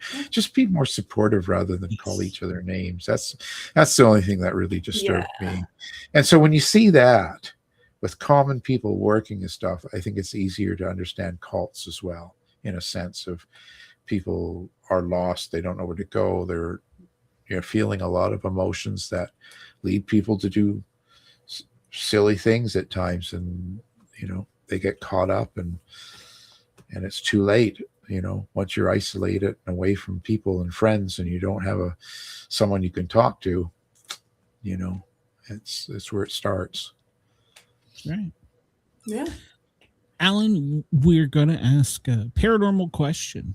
Do you have any experience with the paranormal or seen Bigfoot or?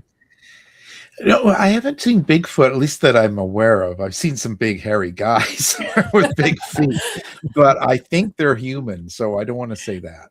You know, I worked with the Most Haunted team out of the UK, and Kieran O'Keefe and all. They did that show for years, and then stuff like that. So, I'd say that.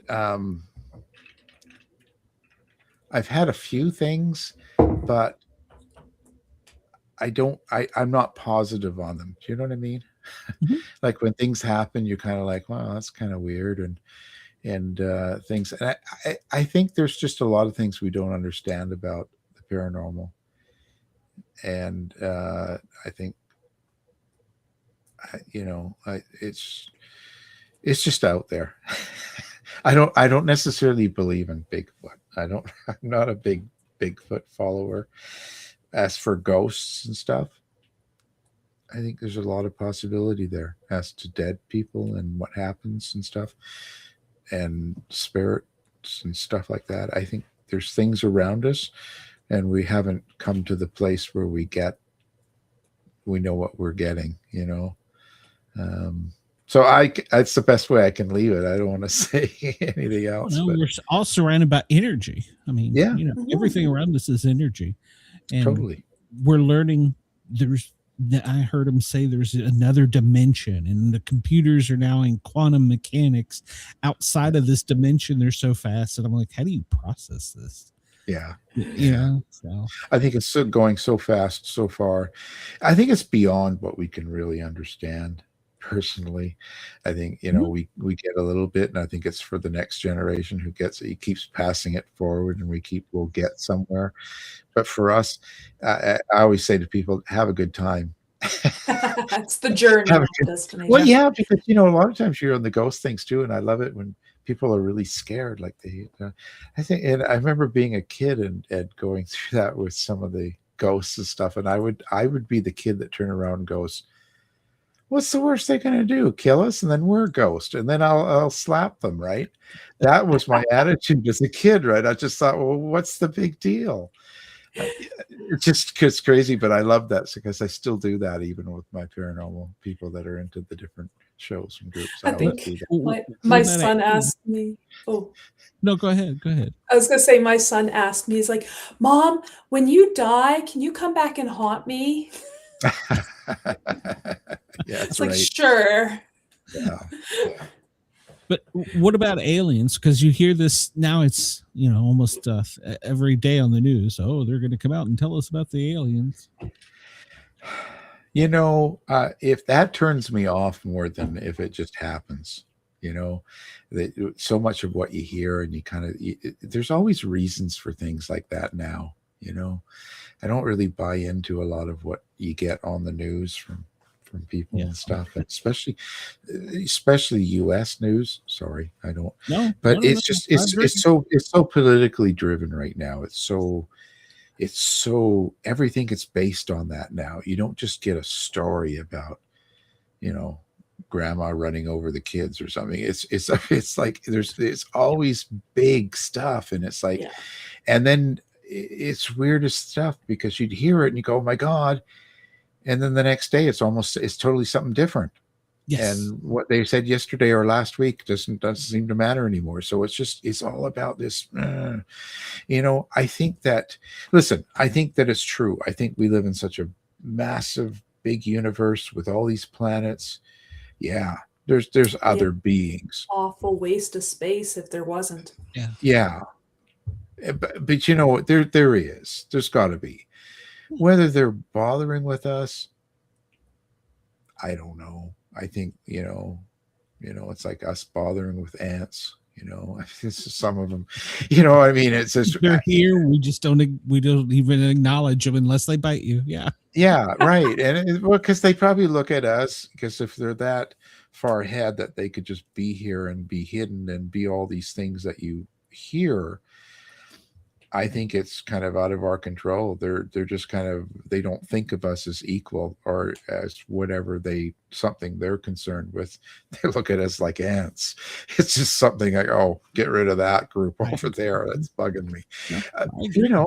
Because they would have by now, and it would have been a contact thing. And I think a lot of and people are really paranoid.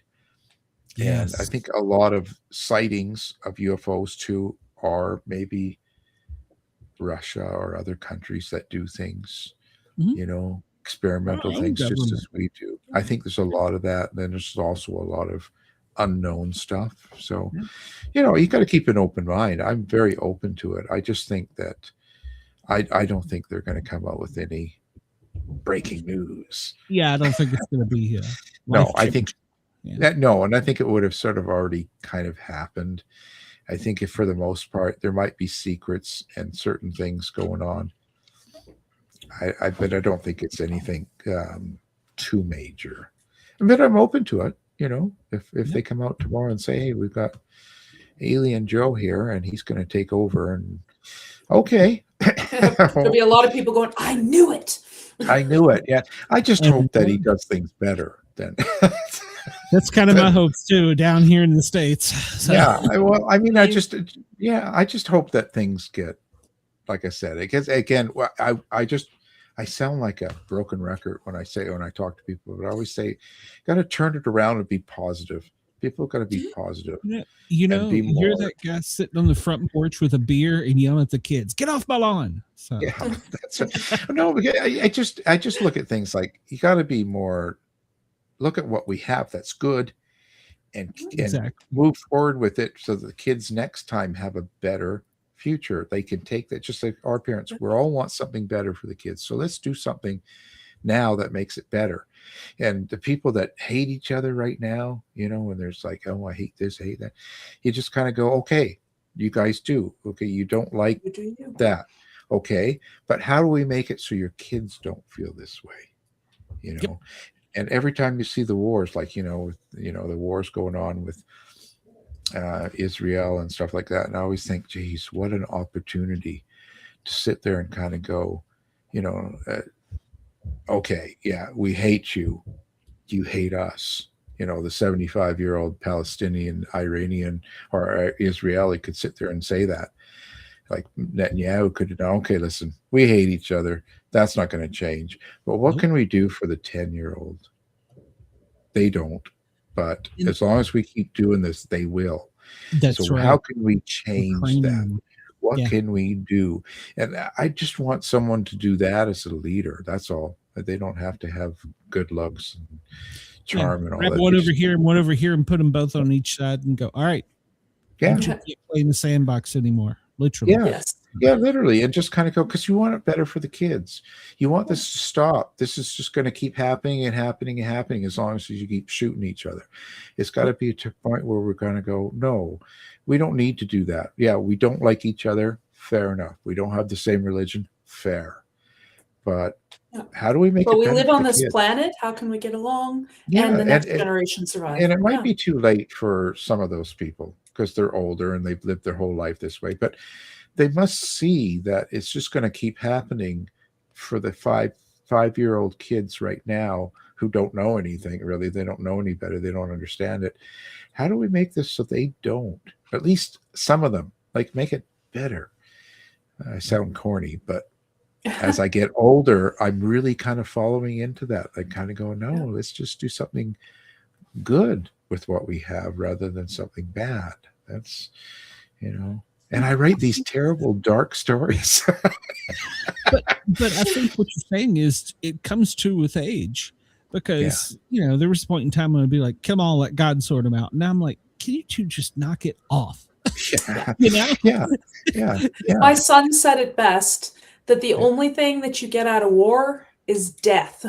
You don't get peace. You just get a time of a break in between. You get more money. They love that. Yeah, there's a good cash flow. The cost is very expensive. Yeah.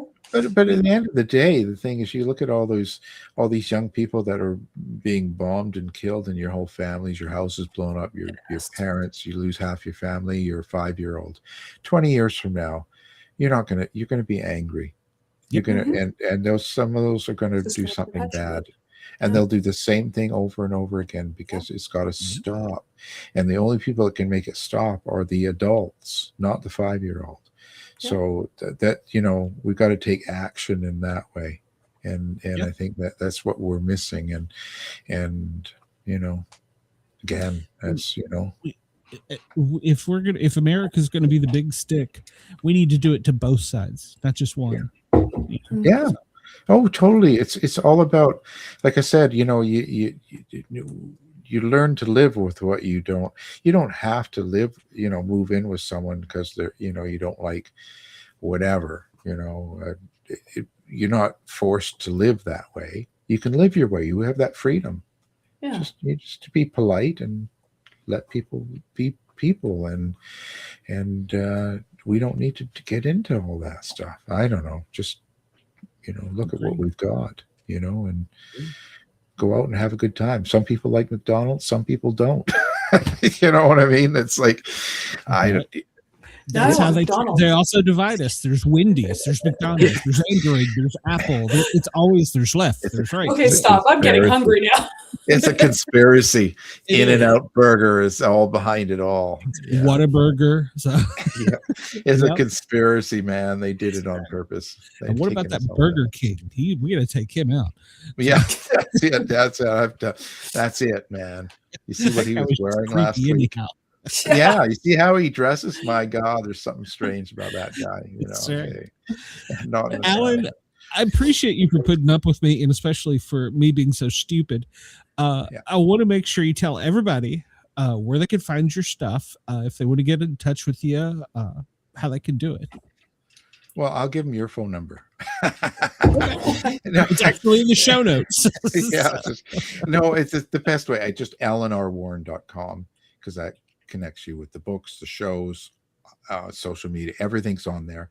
I'm on most social media, and the website, and the books are available just about everywhere. Most bookstores, Amazon, all those fun places. It's not hard to find. You type my name in, and don't believe half the stuff people say when you type that. Okay, it's just made up. It's just Haters are it's gonna podcast hosts saying stuff about me. Yeah, no, that's the website's the best place, I would say. But if people can follow or join me on any of the social media and stuff, I'm pretty flexible and easy to get along with. So Okay. Yeah. Well, thank you for coming on, and I'm apologize we've had to reschedule and go through stuff. But No, the main it thing is we happens. got you now. So Yeah. and I'm not leaving.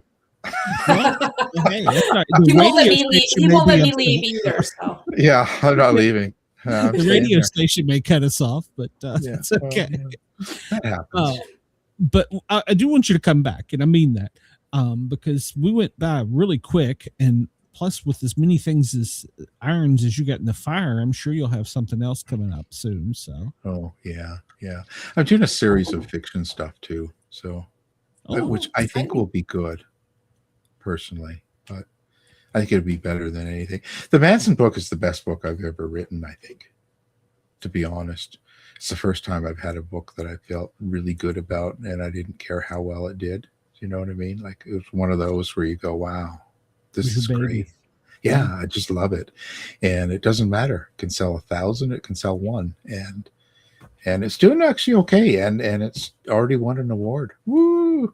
good. Actually, 2. I just heard today. I'm getting another one for it. It's like, wow.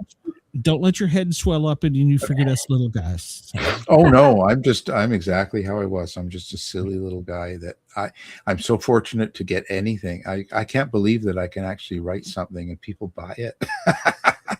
I mean, it's I know, just it's amazing, amazing. right? Yeah, because it's not something I thought about as a kid. I never thought, oh, I'm going to be. I was a radio freak. Don't get me wrong. I was really into radio. I would listen to radio more than watch TV. So, me, yeah. So that's there. But the writing, it's just amazing. I'm thrilled. I'm taking nighttime courses too now. Nice. In writing? Yeah. Well, You already write. no, You already write. no, but you know what? One thing I learned was when I was first working with editors at a publisher, they were like, "Oh my God," and they were saying things, and they write all that stuff on and send it back and all. And I realized I didn't pay attention in English. I did, high school, Yeah. when you're going through and all that, they talk about, the different, what different things. I barely knew what a verb was. It's like, what? And they're throwing all this stuff at me, and I realized, God, I should have listened. I The best resemble way that. to learn all these things is to homeschool your kids through the first 4 years of school. I learned Yeah. so much more doing that than I ever learned going through college. I'm like, Yeah. oh, that's why we use "a" versus "an." It's when we use an "and" Yeah. when the next word starts with a vowel. Yeah. Yeah. No, so what I'm trying to do is I'm trying to take advantage of, I'm in a place where people actually ask me to write books, publishers, and I get this, and that's amazing. So I'm just trying to be better at what I do. It just gives me a better range. That's Sharpen all. your tool. That's Oh, yeah. basic. Well, it just, you get better range at doing stuff. So I don't know. It just doesn't make me a better writer per se, but when I send it in to just like It's less work at they least, have to do. and I feel more comfortable. I remember the first few books, I thought, oh my God, this is terrible. I guess all the corrections and that. I know This it's is pretty awful. scary when it comes back and you're like, Keep your is there editors off high anything blood that they pressure meds. didn't change? Yeah. And then when I was lucky too, because I'd met one of the editors at the with one of the publishers, and I hit it off with her really well, and now I use her for everything. So what I do is I write, then I go through her, and when we're finished, then it gets sent out to a publisher, and I feel so much better because I feel so much stronger. Here you go, and I know it's not going to come back with all this stuff. They still find stuff to cut out. Yeah, but I still feel like more. I just feel more secure sending it, rather than because they don't like the story, they don't like that, but at least it's not like really where they're like, oh, change this, change that. This whole paragraph's got to go, and this whole chapter, this is no good, and it's like, So this is that. It really helps. People help. It's good to get kind of people. It is. And I learn something every week from interviewing the authors and talking to people. So that's why I do it too, because I learn from people, and you pick up things, or you relate to what they say, and then you go, oh yeah, I like that, or I do that, or I understand that. Yeah, it's good. It's good. Makes you feel less lonely. Well, yeah, because then you realize that we're all in the same boat, except for James Patterson. Yes, he's in his own ship, but I don't know where he finds the time to keep. He must not have young kids running afoot. Well, yeah, he's absolutely crazy.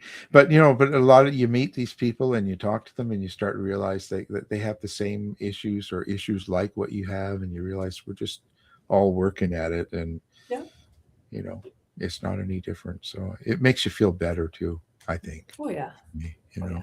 You just realize, that's it. I hope you're able to come back, because I had so many questions that I wanted to ask. Qu'est-ce que c'est? Yeah, I'm always available, just about always. I mean, I'm doing a lot of stuff. But you work all the time. I do. I get up at 4 or 5 in the morning, and I pretty much go between the dogs and work and all that and different stuff. I'm pretty much going until now. Like it's 8 o'clock. I'll turn on some Match Game from the 70s. Do you remember that? Because it's really thoughtless and it's silly.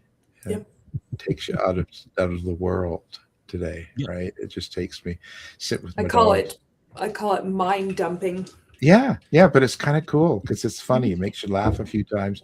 Get the dogs, have a soda, and just watch some silly stuff for a while. And it's nothing to do with today, too. You know what I mean? Like anything that comes up is 50 years ago. So it just doesn't mean anything. It's silly. Yeah. So that's my break time. Yeah. Well, go enjoy your break. And, yes. We will get up with Mickey and see when he'll let you come back and be with us. So yeah, he's a tyrant. Help. Talk about cults. Help. You could be watching. Yeah. Help. Get me out.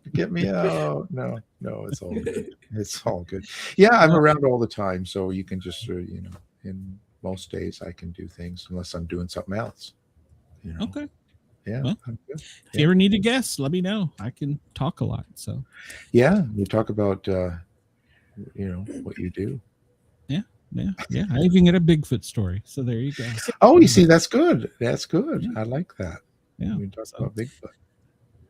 Alan, have a great night. You too. Thanks for coming on. I appreciate it. Thank you very much. Yes, sir. Thanks. You. All right. Bye-bye. It goes by too quick. It does. We ran over. Matter of fact, we're going to get in trouble with the radio station. So we ran over. They haven't. We're still on the air. Thank you, Australia, for allowing us to run over. We appreciate it. So now I will say, WRFN, WZQR, you do not get the extra. You get 56 minutes You get 56 minutes side A, 56 minutes side B. That's it. They cut us with commercials. So if you want to get the whole show, you got to come over here to the Sportcat shows. And then sometimes we get after hours with Jen, where we learn about her Prius or how she's beat somebody in judo or something, or airsoft. So it's always we didn't get a new Marvel from you this week. So I'm sure Chris is disappointed. So Except that apparently Chris thinks I was born like over 2,000 years ago. Well, that and their guest thought you were a serial killer. So. Or that was chummy with one, and I was like, I don't even know that. I'm gonna have to go look this up. I mean, he's like, Canada's pretty big. Well, don't feel bad when I'm talking to the radio station down in Australia, and you don't get a vision of how big something is, and I'm thinking, what's like driving to Florida or something? No, it's like driving to California from one side of Australia to the other. I'm like, the weather's different on the East Coast. There's like how many time zones? Yeah. So I've appreciated my Australian audience for putting up with my redneck stupidity of not knowing that. So, and I've long given up on trying to pronounce city names correctly. So please don't at me anymore. I just give up. Next week, Jen, I hope you're back with me next week. You better be. I'll try. We have Christian Kinney. He is the creator of Killer Cards Tarot Cards, which is going to be interesting. He does tarot cards with the murderers and killers that we were just talking about. And then James Hill, you remember him from Norfolk. He's coming back to visit with us, so an author. So we got a good lineup next week. So, and I don't know about where you're at, Jen, but it's getting hotter and hotter here in the South. So I'm not sure we're going to get a summer this year. Oh gosh. Yeah, well, too late for the South. They say, it's going to cool again here in the southern states. It's all up here that's been cool. We've just had nothing but rain. Yeah, well, I think we're going to get that in like the end of the week for several days. But well, maybe you can take all our rain. I'm happy with that. I will not complain. The heat's coming right back. So I hate it. Yeah. So everybody, thank you for tuning in. Please remember to hit that subscribe button, hit the thumbs up button if you enjoyed this. Tell a friend, tell a phone, tell a fireman. I don't know. Tell somebody that you enjoyed the show, and come back and see us again next week. Brenda and I will be doing the Sportcat Daily Gazette starting next week. We've said that for 2 weeks now, but she's been sick. I've been sick. People have been sick, so it just hasn't worked out. But we're going to come back. We're going to do some midget wrestling or something to kick off the show. It'll be something crazy. So better be worth it. Yeah, you never know with us. So you don't know. Brenda's deathly afraid of midgets. Oh, okay. I did not know that. Yes. And Chris, there'll probably be a bar in Nashville that writes a lot of it. So. It's an inside joke. Oh, years. Everybody have a great night. Thank you for tuning in Australia. Thank you for having us tickle your ears and allowing us to be a part of your day. Have a great one. We will see you soon.